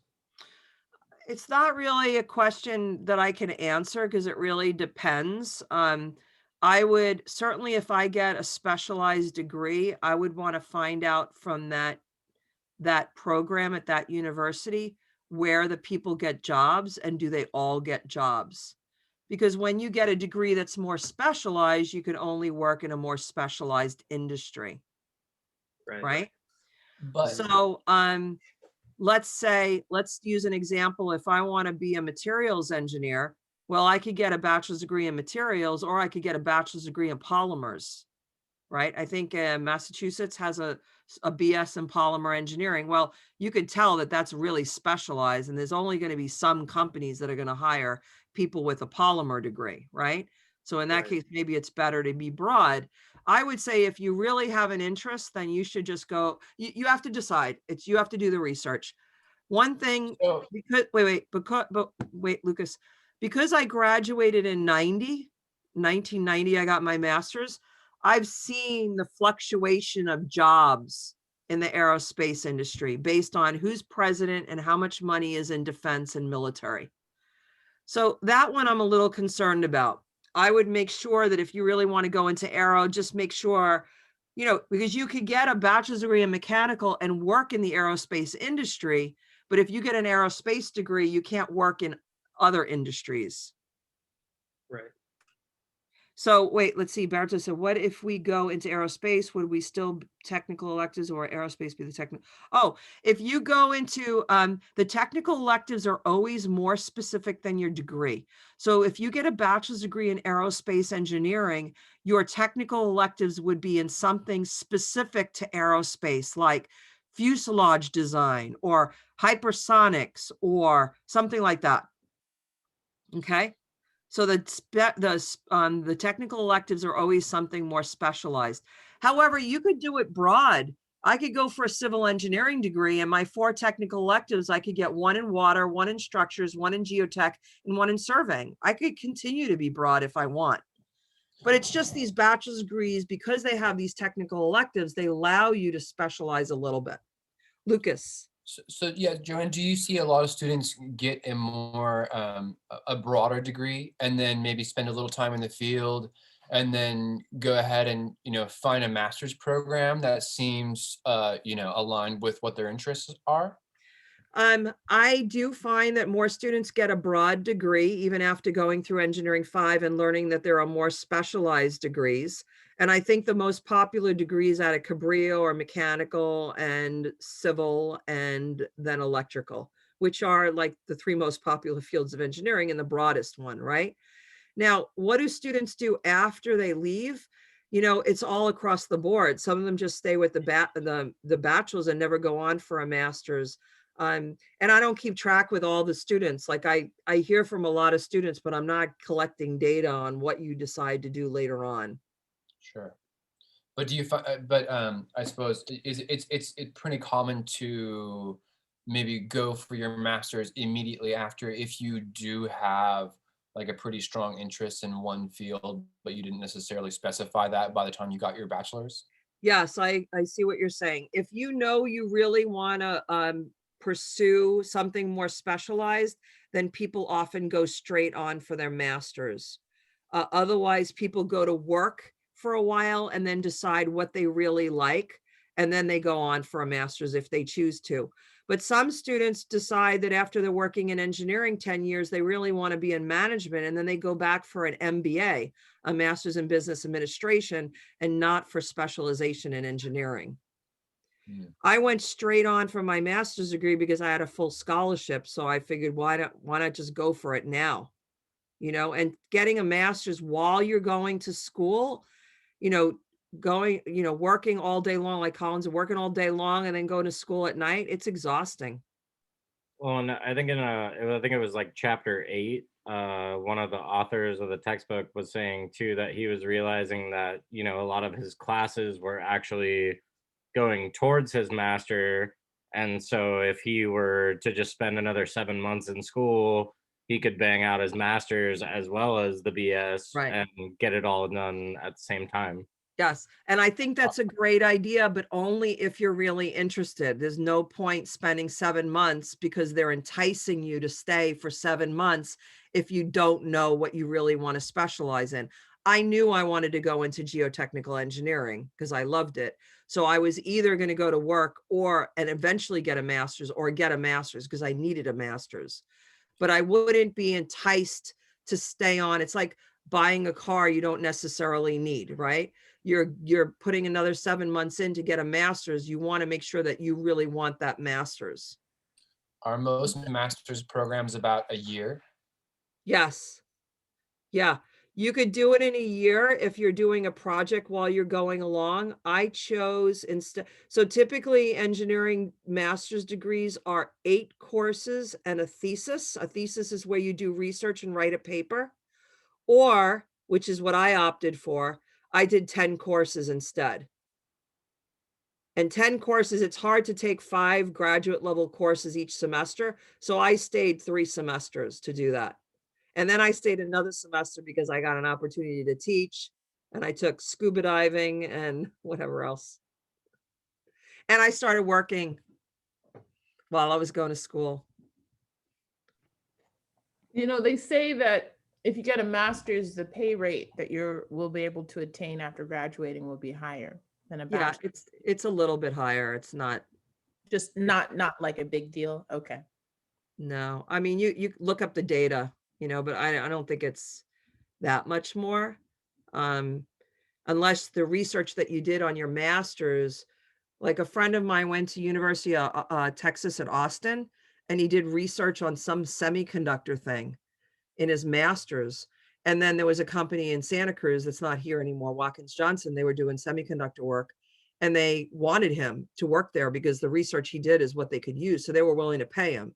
It wasn't necessarily because he had the master's, but because he had that project that he was doing during his master's. Okay. Okay, so I did this and this. Okay, so now I'm going back in and I'm going to share the screen, and we're going back to our class 4 page. So we looked at all this stuff already, and now we're going to look at the engineering program. So the reason that Cabrillo or any community college could teach the first 2 years is really the first 2 years are almost the same for all engineering majors.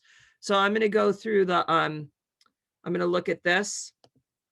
And I mentioned already how long Cabrillo's been around. These are all the faculty at Cabrillo. They're in varying fields of engineering.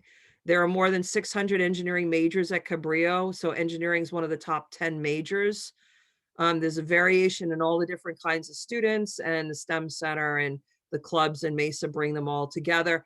And these are the engineering courses that we teach at Cabrillo. And notice I'm putting the CS in there because a lot of people go into computer engineering or programming or something. So these are the main courses. And now I wanted to add something in. Lukey had asked me a question. If you want to get an internship, hang on, let me get there.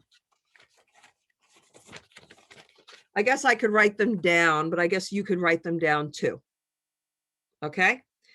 If you're interested in getting an internship in the mechanical area, mechanical, aero, mechatronics, maybe I should write it down, huh? Let me write it down. I'll write it down in a minute. We have a ton of alumni, I already said.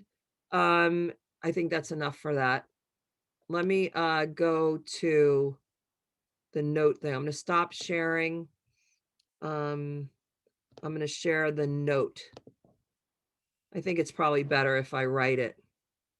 So if you're interested in mechanical, aero, mechatronics, Boy, this is terrible. Can you read that? I gotta put it down. Hang on. It's not so bad. All right. What's happening here? What's this thing here? What is going on?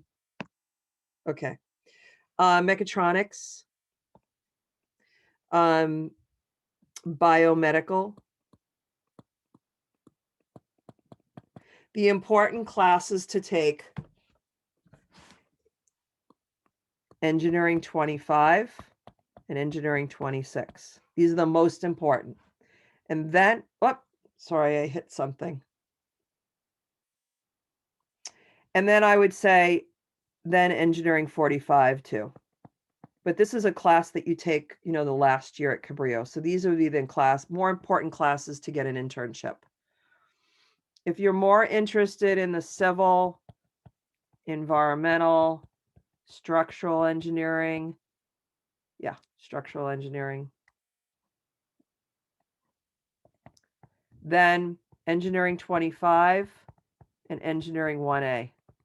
Actually, you know what? I'm going to add engineering 10 to this too, because communication is writing reports and giving presentations is really important. If you're more interested in the electrical, the computer engineering, software engineering, the classes that are important are, well, actually, hang on, I'm going to separate these. If you're interested in electrical, physics 4B and engineering 15. Computer engineering and software engineering, it's the CS courses. Could you see all those? So Yeah. again, these Yeah. are courses that give you hands-on skills to get internships. How about industrial engineering? Engineering 25, Excel. You need to know Excel. Math 12, statistics. Oh, shoot, I forgot to write engineering 12 over here. It's not on my list. I gotta add it.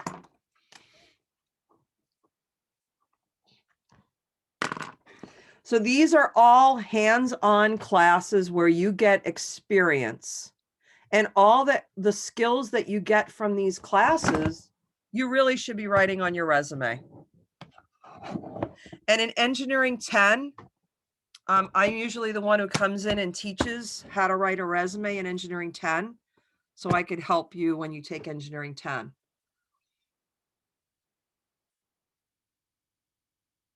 Okay, so you can take a picture of that if you want. So these are all the classes for skills to get internships. Joanne, I had a quick question. Yeah. As far as you said, engineering 10 is more about like presentations and stuff like that. So for example, I know that, you know, I'm looking more of like a civil engineering with like a residential background. Me personally, I'm a concrete contractor. I've never had a civil engineer give any sort of a presentation on like, you know, on a job that we're building or something like for a homeowner or something like that. Like, I understand the job resume part of it, but yeah. Well, but didn't you have to follow specs, plans and specs? Yeah, absolutely. I mean, I read plans. I've been reading plans for a very long time. Right. So this is where the plans are, and this is where this isn't just oral presentations. This is technical writing. Okay. This is where specs is. Okay. And reports. Geotechnical engineers are writing reports all the time. Okay, yeah, Structural engineers. geotech engineering, like I could totally see their reports for sure. I just in my experience though, I've never really had a civil engineer write a report. It's usually they give like a detail on a plan for a specific application. Right. But you need to know how to write instructions and plans and specs. Okay. All right. Okay. So that I wanted to cover. So Luki, you have that question answered now, right? Yes, thank you so much. Okay, great. Okay, so I'm going to stop sharing this and I'm going to go back to our our page.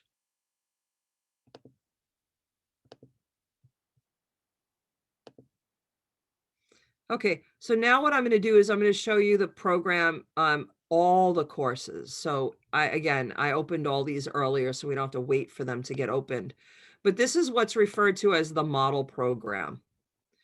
These are all the lower division courses that we teach in the engineering program. And you are not going to have to take them all. It's going to be dependent on the major. Okay, so look, the first one says to explore engineering, which you're doing now. The following core courses are required for transfer for all engineering majors. So regardless of where you go and what your major is, you're going to need to take 4 math classes and 2 physics. And then most of you are going to wind up having to take this too. For almost all engineering majors, you need to take one college level chemistry class. Some schools want to see engineering 10. Almost all but civils want to see 15. Almost everybody wants to see 25 except electrical and computer and electrical engineers. You all have to take one programming class and the rest. But this grouping down here is what I refer to as question mark classes. I don't think I could write on it. No, it doesn't look like I can. But these are the question mark classes. So let's think about that. Where am I now? I think Tucker, I'm up to you. Which field of engineering will you need to take more chemistry than just the first chemistry class? Tucker.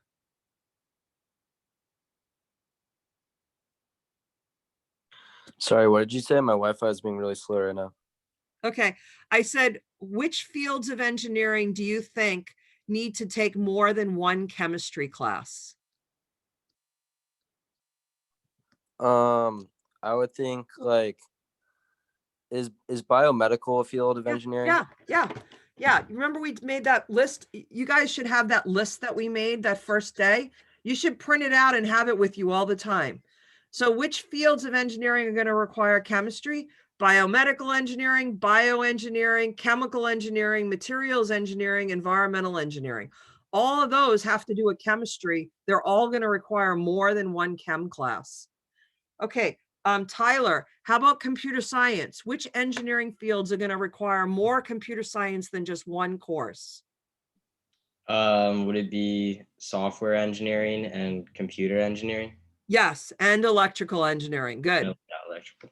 Okay, then there's surveying. That's required for the civil group. Machining, that's the mechanical group. You're getting a feel for these are all a function of which major you're going in. Okay? So now, and these are all considered lower division courses, right? All lower division because they're taught in the first 2 years. So the question now is, which of these classes do you need? So now I'm speaking to the college students for a moment. Oh, well, let me speak to the high school students. You guys, at the colleges and universities, everybody calls each course a different name, and not a different name, but a different number. So Chem 1A is kind of universal. Everybody does that. But the graphics class isn't Universal Engineering 25. It might be called ME 10, ME 30. It might be called CE 210. They all have different numbering systems. But basically, these are all the courses that you are going to see in the first 2 years of engineering programs, no matter where you go, whether it's a community college or a university in California, on the East Coast, in Germany. These are the courses. These are all the courses. And then it just depends on what your major is as to which one you wind up taking. Okay. So for the college students, I want to show you that. Look at this paragraph here. It says for transfer to the California Public University, go to www.assist.org. Okay. Actually, maybe I should separate you guys now. Hang on a second. Let me look at.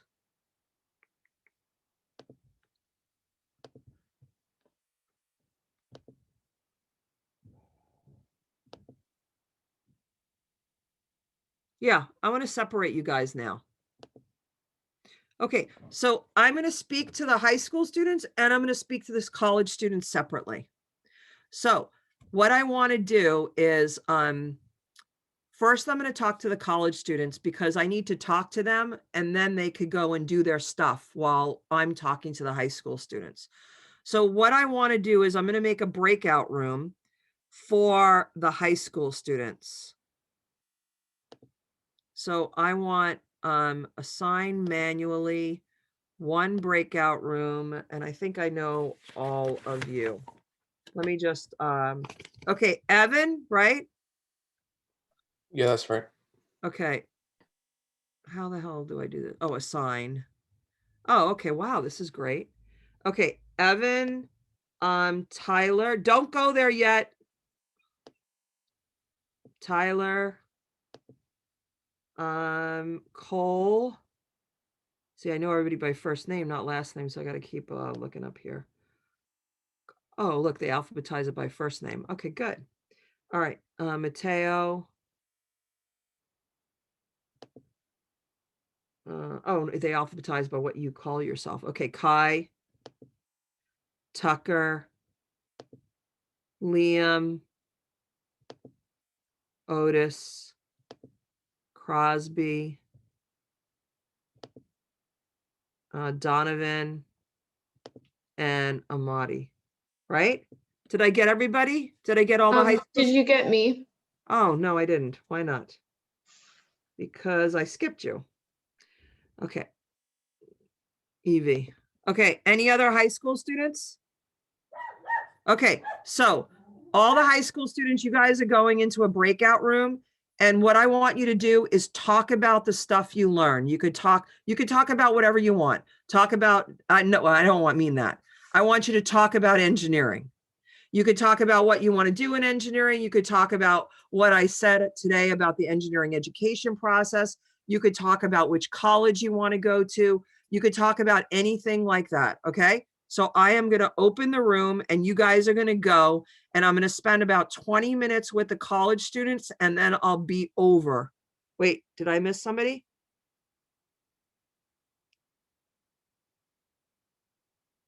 Somebody in the chat wrote something.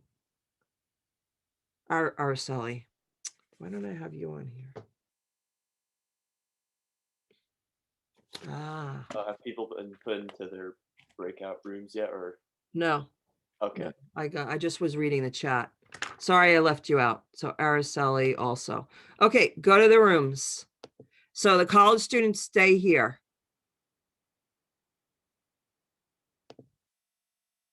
Let's see.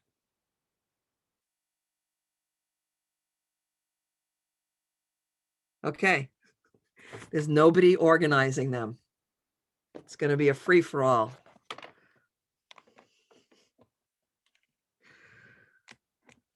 Okay. I am high school student. Oh, Wills, did I not have you check off either? I don't think so. Wills, what's your last name? Cree. C-R-E-E. No, I didn't have you written down either. Okay, well, maybe Wills, you will be in charge of that bunch. Okay? Huh? Oh, okay. Okay, let's find. I got to add you now. Damn, how do I do that? Oh, here.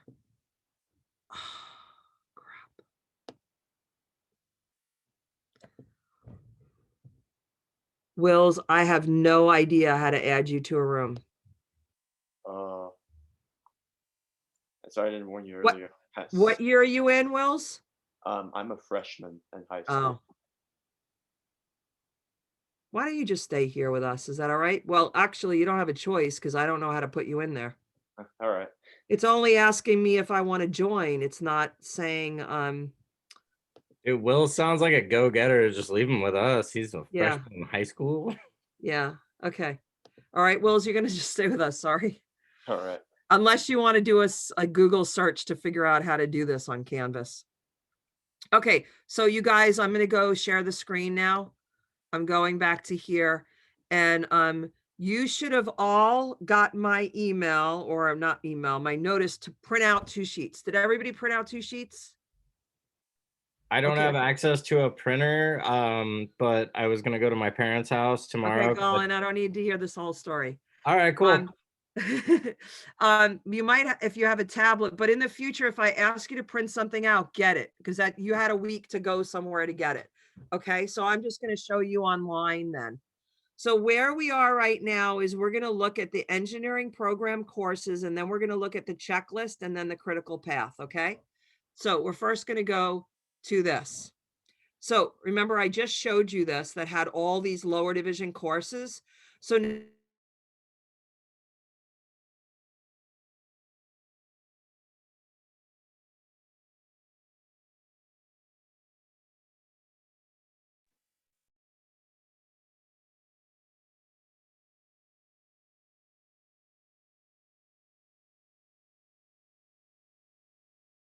Anyone else frozen? Yeah, I'm here. I just lost audio as well. Guys, I lost both audio video. I did as well. Yeah, no, I got nothing from her. Bye, Joanne. Now it's a free for all. Now we get to run the show. and Joanne can go hang out in the breakout room. Colin Moyer is the host now. All right. Sick. I'm gonna go grab another beer while we're waiting. Oh man, mine's not even cold yet. That sounds good.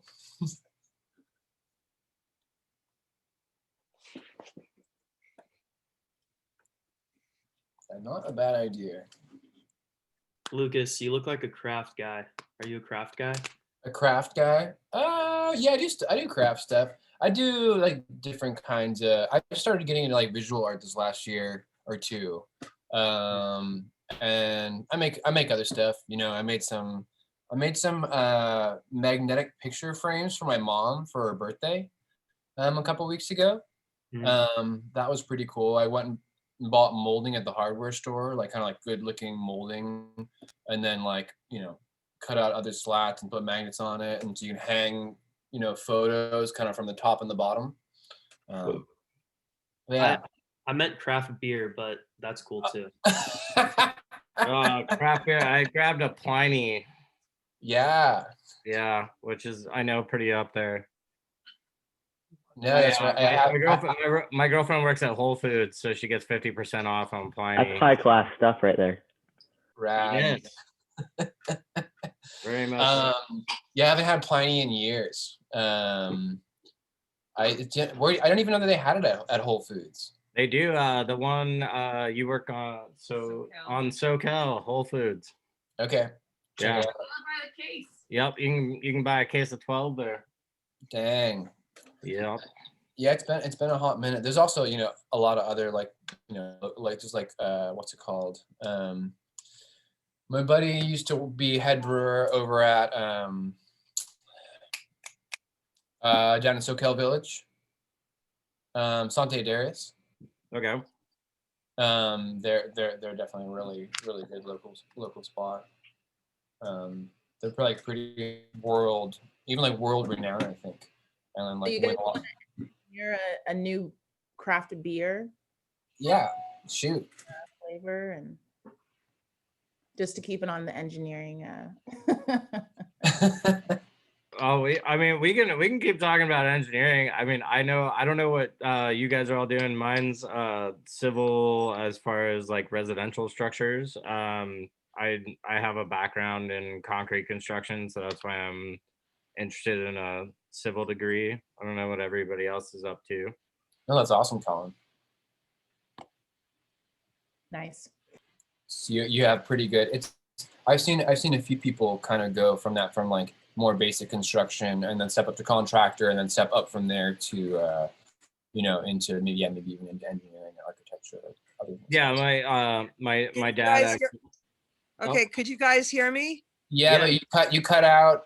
Yeah, I know. My internet, something happened to the internet. So I'm just, my husband's trying to figure it out while let's see what happens. But in the meantime, so but in the meantime, if you go to that model program page, so now what I want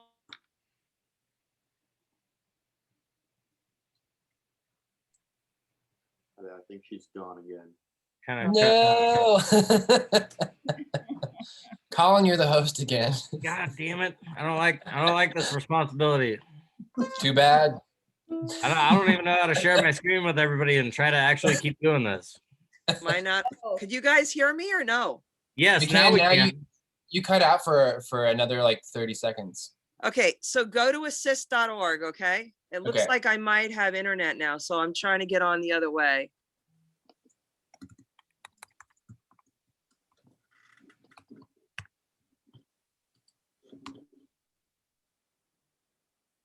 Okay. Recording in progress. Okay, I'm gonna get off the phone. Okay. Hey, Joanne, I think Yeah. my Wi-Fi probably died too. I'm supposed to be in the other breakout room. Okay, well, I don't know how to get somebody in the breakout room after it was established, so you're just gonna have to hang out Okay. here, Liam. Got it. Sorry. Okay, so you guys know how to use so let's go to Is that assist as in ASSIT? yeah, look. Okay, can you see my screen now? Yes, I can. Okay, assist.org. Oh, I am not in the right place. So don't do it. Don't you do it because you'll be doing it in a little bit. Let me just demo it right now. So you're going to type in Cabrillo because that's the institution you're at. And then you're going to type in the institution you want to go to. So let's say it's UC Davis. I'll just type in Davis. Okay. And then you say view agreement. And then it says major. So you click the major. Let's just pick aerospace. And over here is the agreement. So I'm going to open up the agreement now. Do you see the articulation agreement? Yes? Okay. Notice on the left, it says Davis, UC Davis, and on the right, it says Cabrillo. So as you scroll down, these are all the courses you have to take at Cabrillo before you transfer to Davis. And what they're doing is they're telling you what the Cabrillo course is called and what the Davis course is equal to. So notice as I go down, if I want to major in aerospace engineering and I want to transfer to Davis, I have to take Chem 1A, Chem 1B, some English classes. I need to take a communication class. I need to take engineering 25, 15, 35, 45, 30, math, and a whole bunch of physics classes. Hang on, I'm going to close the door here.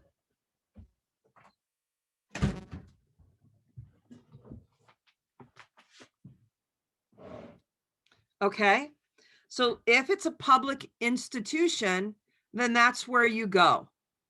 A public institution in California, you look at assist to know which classes. Now, let's say you don't want to go to or you want to apply to an out-of-state school, right? So I'm going to go to Google and I'm going to choose University of Colorado, Boulder, and I'm just going to choose mechanical engineering. And notice I'm writing flow chart. So the only schools that you could use assist for are the public schools in California. If they're outside California or they're private, you got to go straight to the school and use the word flow chart. And so now I'm going to click on this and out pops. Look, it says 1 all the way to 8. It's a 4-year program. So this is the freshman fall classes, freshman spring, sophomore fall, sophomore spring. So if I look at the complete lower division, I see that you have to take physics 4A and physics 4B. You need to take statics and dynamics and engineering 40. This is 35 and 36. You have to take math 5A, B, C, 6 and 7. You have to take engineering 45. You have to take Chem 1A. So basically, I determine what you need to take. Okay. So I'm going to close this for now and close this and close this and close this. And I'm going to go back to I'm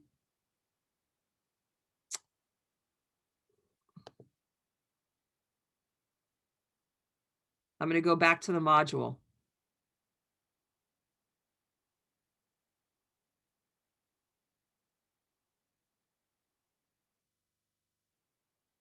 So now you've seen the model program, and now I have 2 sheets. And these are the 2 I had asked you guys to print out before our class. So I'm going to go up here. Here's the checklist, and I'm going to open it.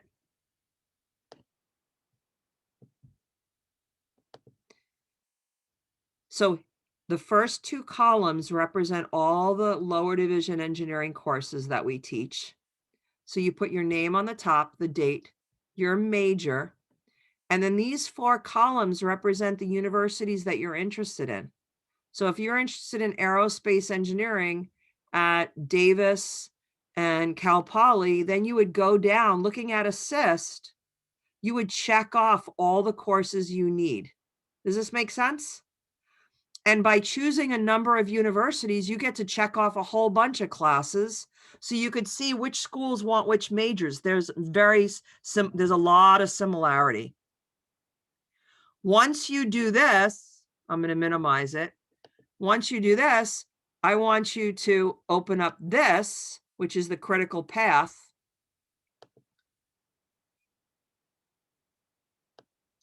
And this shows the progression of the courses. I want you to highlight the courses here. Highlight the courses so you know which ones you need, and then you could see the sequence. So you're going to make a 30-minute appointment with me, and I'm going to show you where to do that now. And you're going to bring these 2 sheets filled out when I see you. Okay, so I'm going to close this. I'm sorry, I'm going a little fast. Am I okay? You're all good. Okay. So now we basically have gone through every single one of these things here. And here's the checklist and the critical path that you want to check, you want to get. So let's look at the homework. Homework 4, just like every other homework. Quiz, just like every other quiz. Then let's go to, see, this is what I brought in when I couldn't find it. Let me get rid of that. Look at this. I'm going to open this up in a new tab.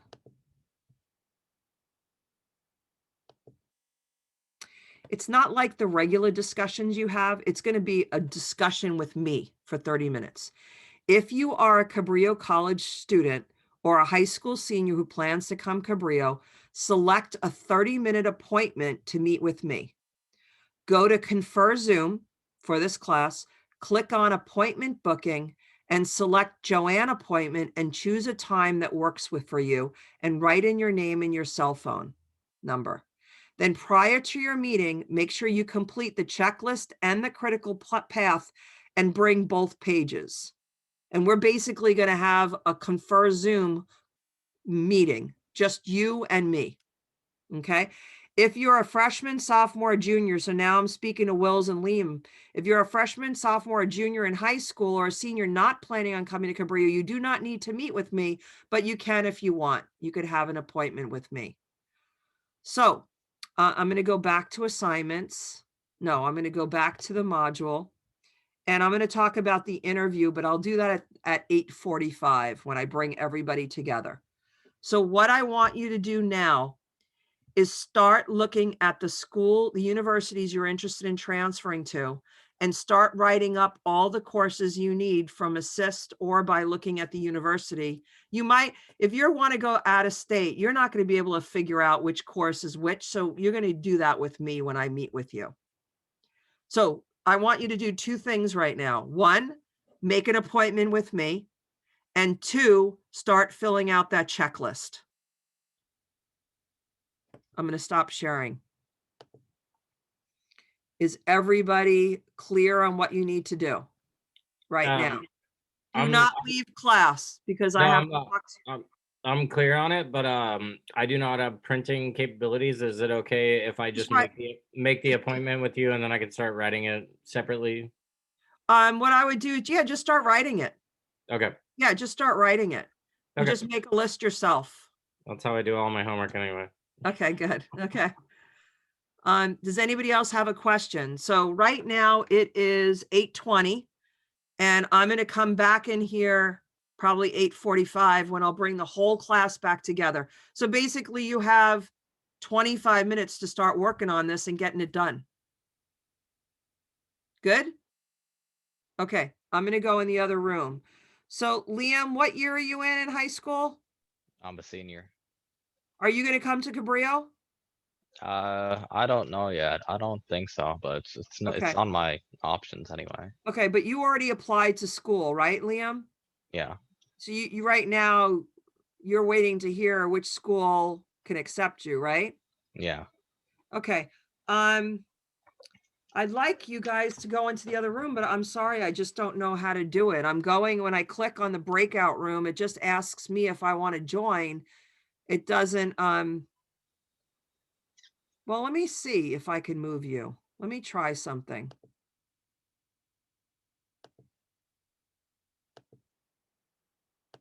Oh, I could do it. I got it. Okay, so you guys are going to room 1. Go there.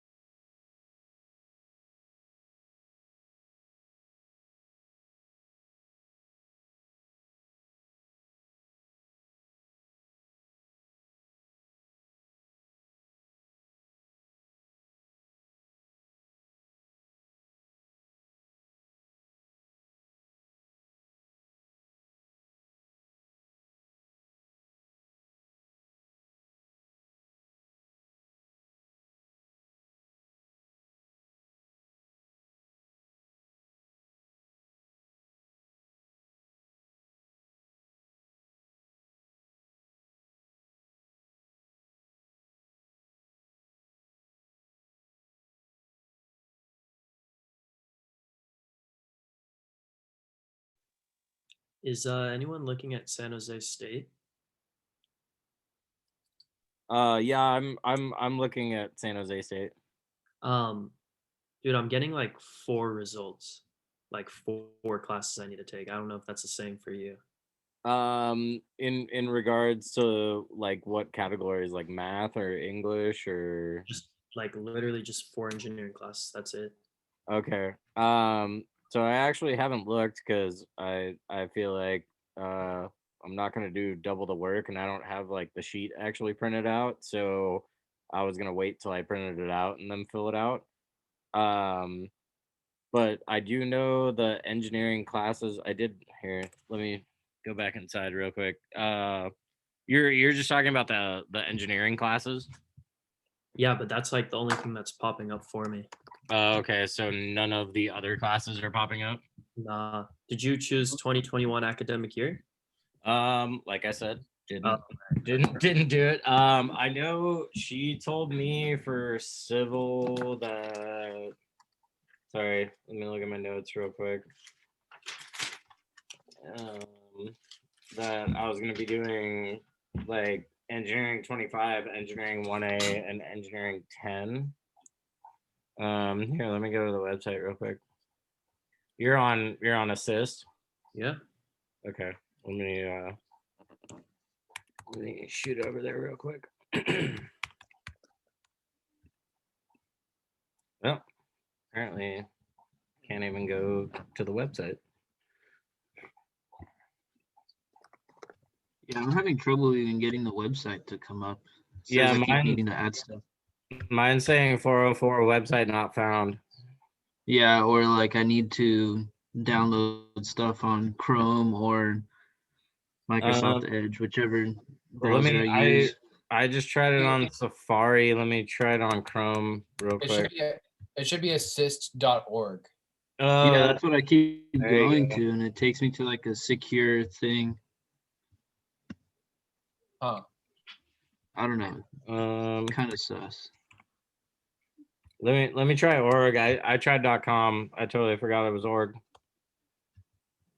Oh yeah, that worked much better. So what you guys are looking at? What year? 2021. Yeah. Okay. San Jose State University. Cabrillo.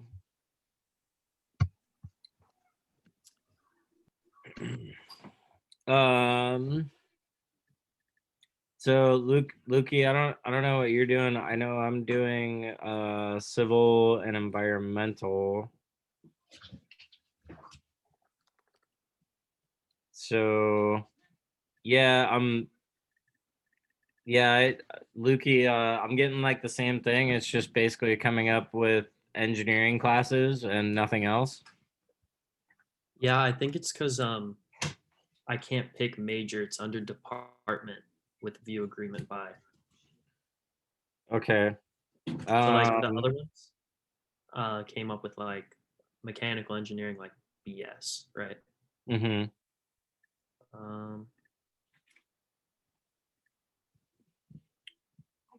That's super weird. Sorry. So yeah, mine's basically just coming up with the engineering classes. It's not telling me what I need to take as far as math or general ed or anything like that. Yeah, same. So I do know I talked to Joanne like in one of her office hours, and she gave me a different website to go look at as far as requirements for like the general ed and the math and everything. And it was pretty helpful. But as far as like filling out what she wants us to fill out, yeah, I can see why this would be a little confusing. Well, I mean, we're supposed to see her at 8:45, so maybe we can ask her because I'm kind of having the same issue too. Okay. Yeah, that sounds good. Yeah, mine's just coming up like taking engineering 1A and then taking like engineering 25 and engineering 30. But I'm not really seeing anything else other than that.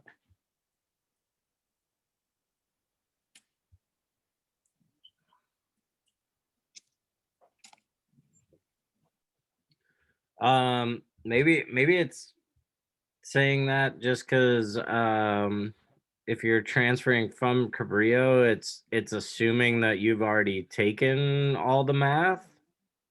Well, I did it for like Cal Poly, and it's coming up with everything I need. Oh, okay.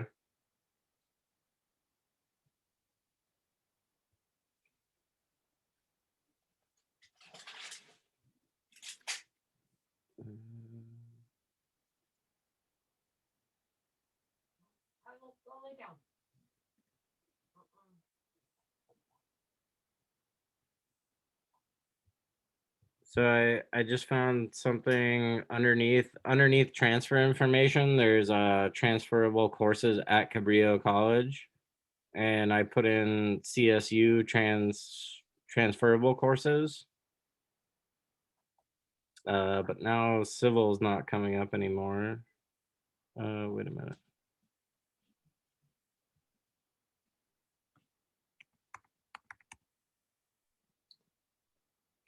Yeah, that didn't work.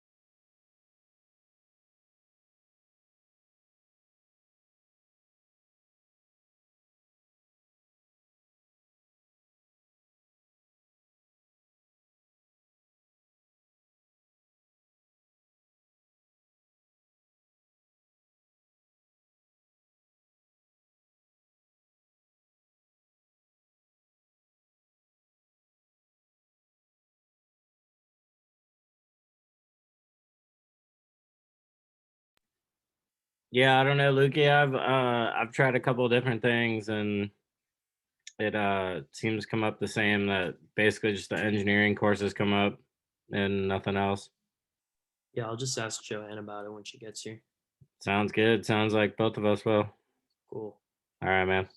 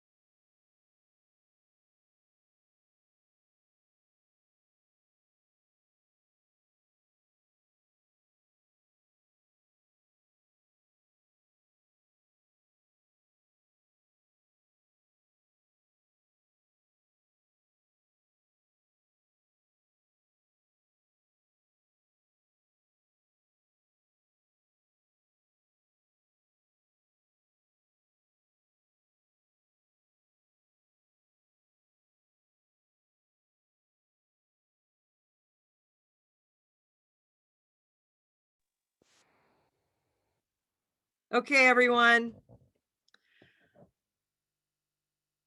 Okay, so what the last thing I'm going to show you is I'm going back to the module for class 4. And those of you who are in high school, if you want to meet with me for 30 minutes, you can. You don't have to, it's not required. Right here, there's something that says a discussion, and it's a different discussion. It's not a discussion post. It's actually meeting with me. And I'm going to open it up right here. Oh, if you're a Cabrillo College student or a high school senior who plans to come to Cabrillo, you need to select a 30-minute appointment to meet with me. You go to Confer Zoom, select appointment booking, select Joanne appointment, and choose a time that works for you. So those of you who are not, if you're a freshman, sophomore, or junior in high school, or a senior not planning on going to Cabrillo, you're not required to meet with me, but if you want to meet with me, you can. Okay? So that's that. The college students, were you able to book an appointment? Yeah. Okay, good. All right. I'm going back to the module. Hey, Joanne. Yeah.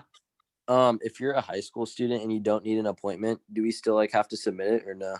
No, you Okay, don't. sweet. You don't even do it. Okay. Okay. So the last thing, we have 10 minutes left. I want to show you the first project. Well, you're going to have a lot of hands-on projects in this class that happen within the 3-hour class period. But outside the class, you're going to have a couple of projects. And the first one is interviewing an engineer. So I'm going to open that up. So in this project, each student will interview an engineer working in the engineering discipline that interests you most. So if you want to go into civil engineering and you know a computer engineer, don't interview the computer engineer. Let's interview an engineer that you are interested in being. And I could set you up with it with a person, but you have to talk to me about it because I want to learn more about you so that I could set you up with a good person. So you have to come to office hours, or like for those high school students, if you want me to set you up with someone, show up for that 30-minute appointment. And we could only talk for 10 minutes, but I need to talk to you one-on-one to find a person. Okay. So in this project, you're going to meet with an engineer. You're going to interview an engineer, and then you're going to submit the answers and questions below and prepare a PowerPoint. So the first thing is you're going to interview an engineer, and I gave you the first 11 questions. You have to ask those questions.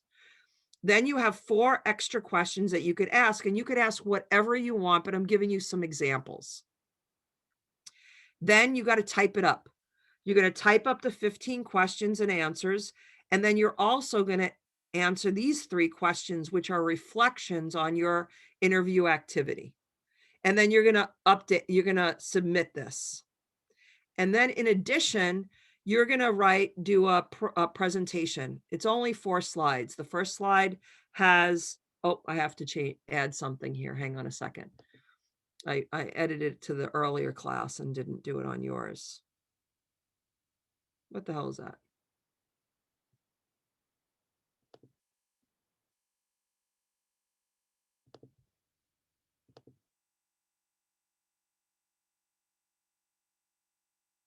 All right, I'm going to have to go back and open it up again.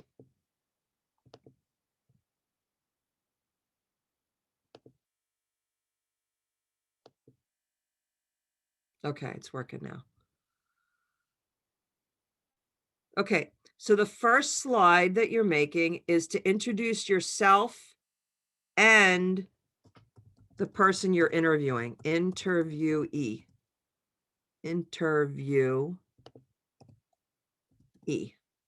So the slide needs to have your name, a photo of you, the engineering field you're interested in, his or her field, and the company she or he works for. And then the last slides are basically the answer to those 3 questions, because I want to know what the impact has been on you after doing this interview. And students always say this is like one of the most favorable things they do in this class because they get to talk to an actual engineer. Okay, so that's the homework. I'm going to go back to the course module now. So you have a regular homework, you have a regular quiz. If you're meeting with me, sign up for an appointment. But again, you don't have to if you're a high school student. And then you interview an engineer, and notice when it's due. It's due April 12th. So it's due far from now, but don't wait a long time to start doing it.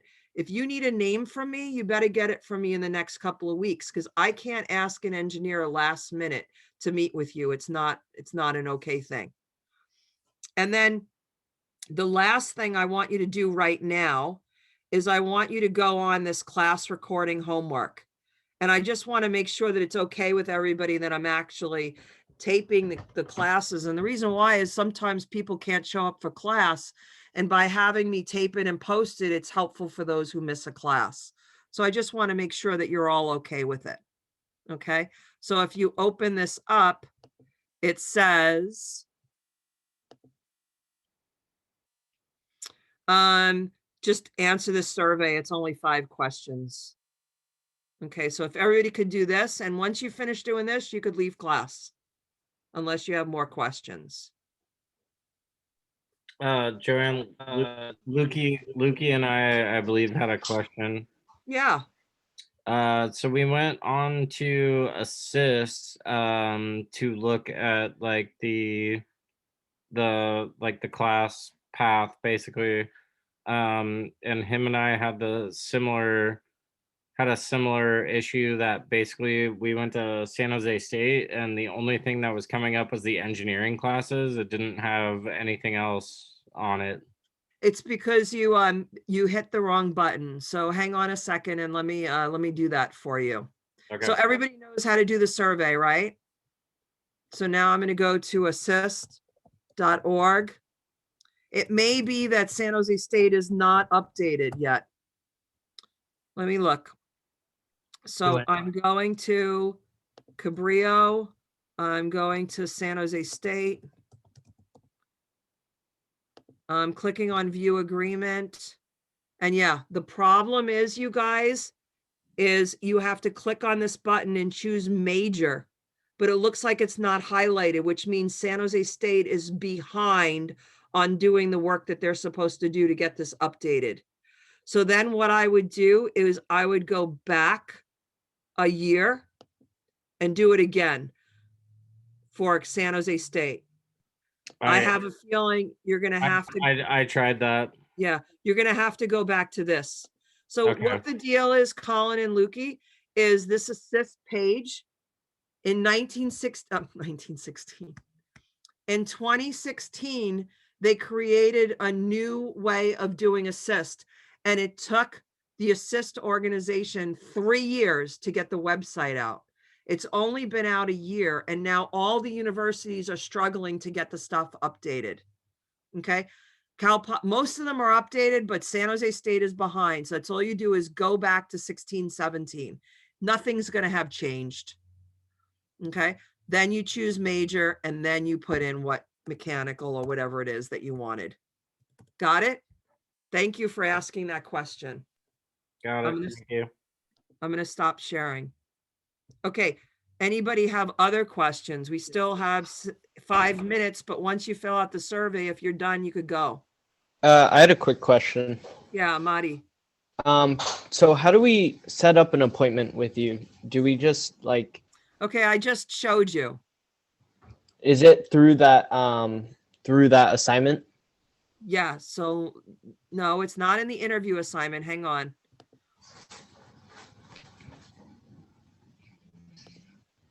You go to the discussion. Okay. You open up the discussion. When you open up the discussion, it says to make an appointment with Joanne, go to Confer Zoom, select appointment, select Joanne appointment. Okay. Okay. Okay. Yeah. Okay. You were just spacing a little. Yeah. Sorry. Okay. That's okay. Okay. What other questions you guys have? Araceli, would you stay on to the end? Because we've been trying to meet, and at least we can meet here. Okay. All right, everybody have a good week. Next week, you're going to be with Priti doing civil structural stuff and environmental, I believe. Actually, I should look at my. Yeah, next week is the civil structural environmental. And then I'll see you the week after for materials and chemical engineering. Okay, see you. Thank you, Joanne. Okay. Bye. Thank you. Bye. Thank you, John. Thank you.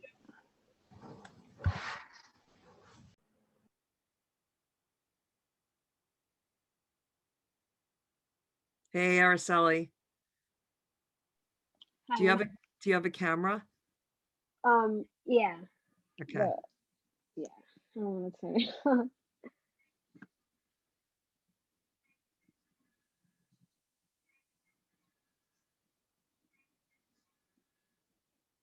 Are you turning it on or no? No. Oh, okay. Okay, kiddo. So, the reason why I wanted to talk with you, Priti and I were noticing that you were coming to part of the classes and then not being in class, and then you haven't submitted some homeworks. So we just wanted to check in with you and just check to see what we can do to help. Well, for the first class, I didn't go because I was having like some trouble. And then after that, I have been going. Like, Was it an internet trouble or something else? Yeah, it was my internet. And then, Okay.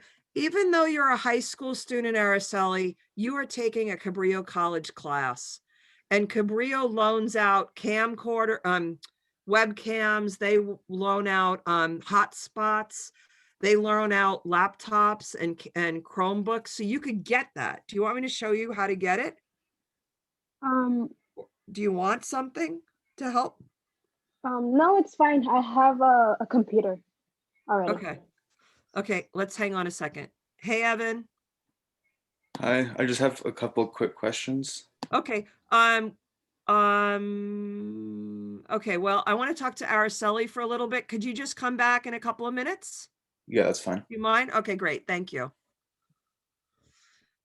But Araceli, even on the second class, it seems like you were there and then you didn't come back after the breakout room. So Priti and I are just concerned.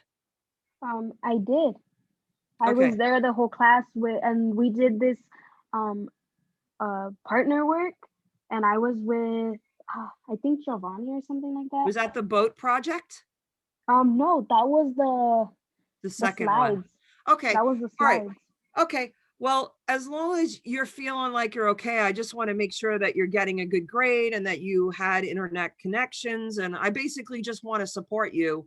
So I felt Yeah, like we and then needed for to like have a, I for the felt like we homework, needed to, for the homework, I don't know how like Canvas works, so I don't know how like where to find the assignments. I have done the boat and I have like the video and the pictures, but I don't know how to like turn it in. okay. So then, all right. So then so that means that right now we're on week 4 and you haven't been able to turn in homeworks. And the reason that you haven't been able to turn them in is because you didn't know how to use Canvas, right? Yeah, But and then you I have, asked one of the classmates, and like I don't know, they just ignored me. So right. yeah, Well, and then then right, Araceli, so you have to come to the teachers because when you don't turn in homework, we just think you're not doing the homework.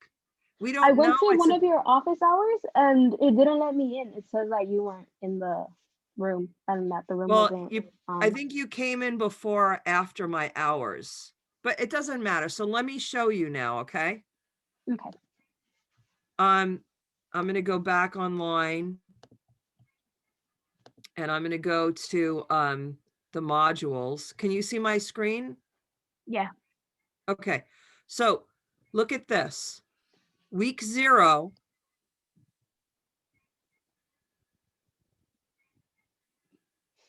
Week 0, it said understanding Canvas and how to get help. So whenever you need help, you get help here. So I'm going to open up the technical support. And under tech support, here's where you could loan out. And here, if you have any questions on Canvas, that's all you do is you get on the computer technology website. And when you click on that, I'm going to get there. I'll show you.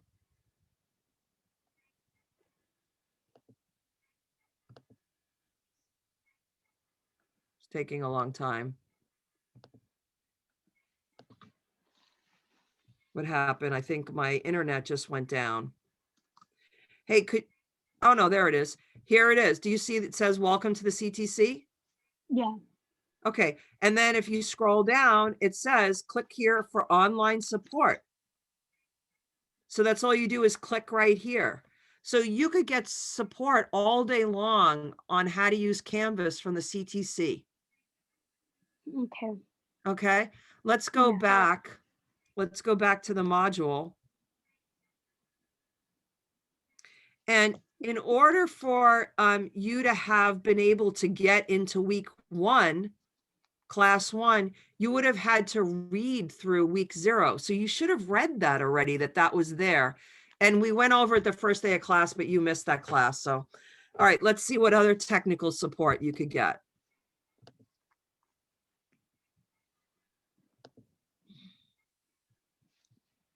So in addition to getting Canvas support at Cabrillo, you could also call the hotline of Canvas to get support. Okay, so there's all this out there to help support you as a college student, because even though you're a high school student, you're taking a college course. And I don't know Canvas that well. That's why Cabrillo has a place for you to go to get help. Does that make sense? Yeah, kind of. But the thing is that I don't know how to like look through Canvas and find the assignments. Oh. So like you said right now, like I could go to Canvas, but I don't know what it's under. Okay. Is it under courses? Can you get to Canvas? Yeah. Yeah. Because you went, all right. So that's all you do is you're looking under the modules. And so I'm going to scroll down. I'm going to close week 0. And under class 1, all the assignments are there. So for the first class on January 26th, did you see all this? No. Okay. So that means you probably haven't done any of the assignments, right? So if I turn them in, could I like? Yeah, I'll would it be accept marked them. late? Sure, I'll accept them late. Hang on a second. I want to first make sure that you know where to find it. Everything besides going to Converzoom to come to class, everything else is under modules. Everything. Okay. So under class 1, it's all these modules start out with who the teacher is, what the class notes are, where the video recording is. Actually, you know what? I'm recording right now. Hang on a second. Evan? Are you still talking? Yeah, give me another 5 minutes. Sorry. That's fine.